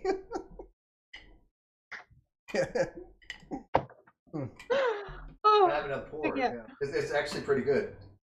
16%. Not Steve. She was talking about. Oh, Kyle. Oh, Kyle's Metro's fuck. She calls him hair guy, and she's never liked him. Good. Well, that's why I've always liked her. I did. I actually fell for all of it. So I don't. From one of the things I've heard, from talking to you and stuff like that, I think I probably like your girlfriend more than you do sometimes. Yeah, awesome. buddy. Yeah. No, she is. She's not afraid to say how she feels ever. I respect that immensely. From being with her, that strength. Like, there's times where I'll just say something when she's by my side to someone that I would not do when I'm by myself, because I know she's going to be like, that's right. I just. So Goddess Skimmer says, I have to say that Christy Santiago is 95% is the reason anybody's watching this stream. Yeah, absolutely. Hey, look, man, I know what I'm doing here. It may not seem like it. I have audio problems, my production values, and somebody's bitching at my thumbnail because I put the TST with the COS. Whatever, man. My original graphics guy's in jail, so it's like, so whatever. But no, I wanted to do this preliminary one because I thought Christy would be the perfect guest for it, because she does have her channel on humanism, which dovetails into a lot of the stuff which we've talked about before. And then when we have that discussion on the Texas heartbeat law, this I wanted to set up as, hey, look, this is the difference between. Put it in the perspective. Yeah, so you have your link is in the video description, by the way. Nice, thank you. Podcast. I'm way ahead of you. So go all the big people watching today. 61 people. It's not a big episode today. It's Sunday. I don't get a lot of viewers on Sunday. Mondays. You would think that more people are off on Sundays, but Mondays are always. Football's on right now. There's football going is it? Right there. Yeah. I did not know that. America, fuck yeah! Yeah. Sorry, hey, look, I'll go to a football game. I've been to baseball games. I've been to basketball games. Been to baseball games. Been to football games. The last game that I saw actually was in San Diego. I think it was Dallas Chargers versus the Broncos. That's a long time ago. I can admit this because I'm a girl and it won't sound creepy. Now, if a guy says this, it sounds a little creepy. But when I was married to a man, he had season tickets. We went to the Bucks Stadium, and we could walk there. It's really close. We went to all the home games, but I had binoculars, and I'd go to the cheerleaders. And I pretty much hang out there. You and me both. See, you and I'm telling you, we are going to hang out one day, and that's exactly what we're fucking both going to be doing. I was like, and 1, 2, get it, girls. You go, girl. Did you see that play? The way she moved that pom-pom? Wonderfully. Yeah. I've never had really a cheerleader fetish, but I gotta admit they're incredible. It's not even that. I cheered, and it does take. I don't have that stereotype of the dingy. Oh yeah, no. I actually I'm watching them do flips. I've seen. They're so hot and they're talented. Those cheerleader movies are actually really good, and I also like the dance off movies and stuff like that. I respect the art. I like watching cheer competitions. Yeah, cheer competitions and things like that. Oh gosh, I can't. Yeah. It takes so much. It's like gymnastics. I don't look at a gymnast and I love I don't sexualize gymnasts. It doesn't. Not at all. Not at all. But you look at they're like little Herculeses. The grace and yeah. I'm like, holy fuck, man! This person that's not physically possible. There's no possible way a human body can do that, and they do it with such grace and elegance. I mean, it's just like, yeah. So. Yeah, it's a lot of work. It's a lot of work. It's same with the synchronized swimming or the figure skating or anything like that. I'm in awe of what they do and how they do it, because I mean, I can swim. I was on the swim team. Oh, I love to swim. But that underwater, and you're like, oh, I was a big time swimmer. I mean, I was the Navy, so I mean, I know I could hold my breath for quite some time. I was actually really good at swimming. I felt actually like natural in the water. I learned to swim in my next door neighbor's pool at like 2. Yeah. Yep, I'd rather be in the water. Same. My next door neighbor was I'm a mermaid though in real life. In case anybody didn't know, they exist. How do you walk on land? Like this. Yeah.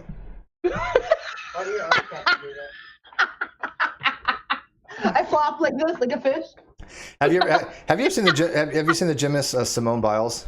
Have you familiar with her? Of course. The things, the moves that she could do, nobody will ever reproduce. Oh, she invented. Yeah, moves. she is probably the all-time greatest gymnast I've ever seen in my life.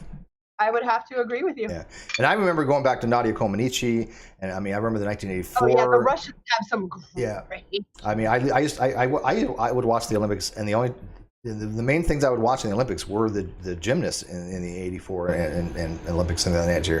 Things I was like, man, these are athletes. I mean, holy shit. Not saying the others aren't, but it's just like it's a different mesmerized level what they can do. It's artistic and athletic at the same time, which is a whole new level of brute force and athleticism. Yep. Power, sheer power. I mean, Simone can be like, she'll jump up, she'll like a twist, a flip, a twist, a twist. It's like, you have to imagine the steps involved to even get to that level of proficiency. Because you don't just start off trying to do that move. You have to start at like age 2, first of all. Yes. And you have to love it. You have to breathe it. You have to be about it all day long. And if you're not, you'll never make it to the Olympics. That doesn't mean you're not good. YouTube has tons of gymnastics. And so does Instagram, and so does all of these platforms. And some of them are so amazing to watch, and none of them made it near the Olympics. It doesn't mean that they're not good enough. They just started too late, or it's almost a lottery as well. It's not something that, it's a... Well, anyways, I find it an art form that is mesmerizing to watch. We're going to have to wrap it up. As Sheena points out, we've lost the plot, which is fine. That's what we do here. But I do want to thank everybody who tuned in today. I hope there was something they can take away from it. Again, it wasn't an in-depth discussion. It wasn't supposed to be. It was just basically a compare-contrast. It was a lot of fun. I love having you on. I learned from our little silly conversation. I have many things that I didn't know about that I still don't know about that I will. I don't know if you can see this list. No, that's nice. That's nice. That's awesome. And Godless Scummer, absolutely DM me. I don't care how big or little. That doesn't. I don't care about numbers. I love Godless Scummer. I will come on your channel to discuss anything. If you're an honest person, which I know, I actually have been to Godless Scummer's channel. I understand that. I will be on there. Don't think that you can't approach me. I'm silly. I'm a nerd. I didn't choose the way that I was born. If my inner was on the outside, I would be like, you were born amazing. That's her. No, that's her. I know Christy for a long. It's amazing because Christy. We all think Christy is so gorgeous and so awesome, but inside she is a nerd like a motherfucker, man. Dune is one of my favorite series. Dork. You are a dork, and I love that. Absolutely. By the way, I love Frank. Is my favorite. Funny is my favorite, and I'm very empathetic. I am attempting to watch Exterminate All the Brutes on HBO. I made it a little bit past halfway through there's a 4-part series. I couldn't breathe. I was having almost like a from sobbing because it is overwhelmingly violent. Like I can't even talk about it. So yeah, I have a lot of that too, and I want to watch this. I want this information. Somebody says Christy. I don't know if I can. Christy is a hot nerd. I say no. I say Christy is the definitive hot nerd. Put some glasses on her.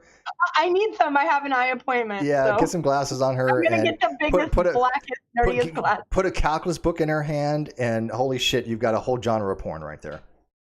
You know. Ooh. Yeah. Where do I go for this? She knows she wrote that down. Oh, glasses and calculus book. Done. You know? Yes. Professor Christy. Ooh, that's not PC. Get it, Professor Christy? I don't give a flying turd. That's another reason why we adore her. She's a lot like us in that regard. Look, you know, if you live your life caring what other people think, then you're not going to do things for yourself. No, I want to do things that help people. Yeah, I don't exactly. care what others think about it. Yep, you do what you need to do to help others and yourself. And I've been so appreciative of the people I've had in my life recently because, you know, obviously there's a lot of shit going down, and I've had to actually rely on certain people, and other people have had to rely on me, and it worked out very well because there's a you know, give and take there. You know, it's not just one person sucking the life energy out of you, right? Trying to take advantage of you for everything they could possibly do. Right. It's more. No, I know if I need an honest opinion about something, mm-hmm. Steve is not going to be one that doesn't want to say something because it might hurt my feelings. So I can actually go say, "Hey, this is what do you think?" But I'm going to say it in a way that I'm going to try. But I try to word things in a way that I would never intentionally want to hurt your feelings. I don't want to word it in a way that would even hurt them. You know, so it would be different than I don't feel vulnerable because it'd be one of those things where you have a little dip, but then you go up, you know, and so it's to elevate, and we like to try to elevate people. You know, yes. Instead of tearing them down, because there's enough of that. You know what? Tearing people down is makes you really ugly people. Well, if you do that, you're very ugly on the inside, and on the inside is where we get to choose who we are and what we look like, and if you choose that, you are ugly. Christy, there's a lot of content creators out there that's their choice. All they do is want to tear people down. And it's one thing to criticize and one thing to say, hey, look, you don't agree with this person, and look, they said some stupid shit or whatever. But to actively go out to harm them, that will never be justified. That will never ever be ethical. So, all right, we're going to wrap this up. And I want to thank you guys. Christy, we're going to have you back on soon. I'll get with Jules. We're going to have that discussion on the heartbeat. But if other things, you know, it's been a while since we had a judgment call because I've been busy and Chester's been busy. But we got to get you as a guest, as a call-in show for the judgment call where people come call in and ask you questions, because I think that'd be great. Ooh, that would be fun. All right. You got to be ready for you got to wear your silly pants and your logic pants at the same time. I know it can be done because I put them on every day. I'll figure out something. All right. Thanks for watching, guys. And I'm going to go back and watch Lucifer. So. Yeah. Oh, listen, I'm right there with you. And I want to say, keep the immigrants, deport the racists. That was the 95% right there. Good night. Yes. Good night. Mwah.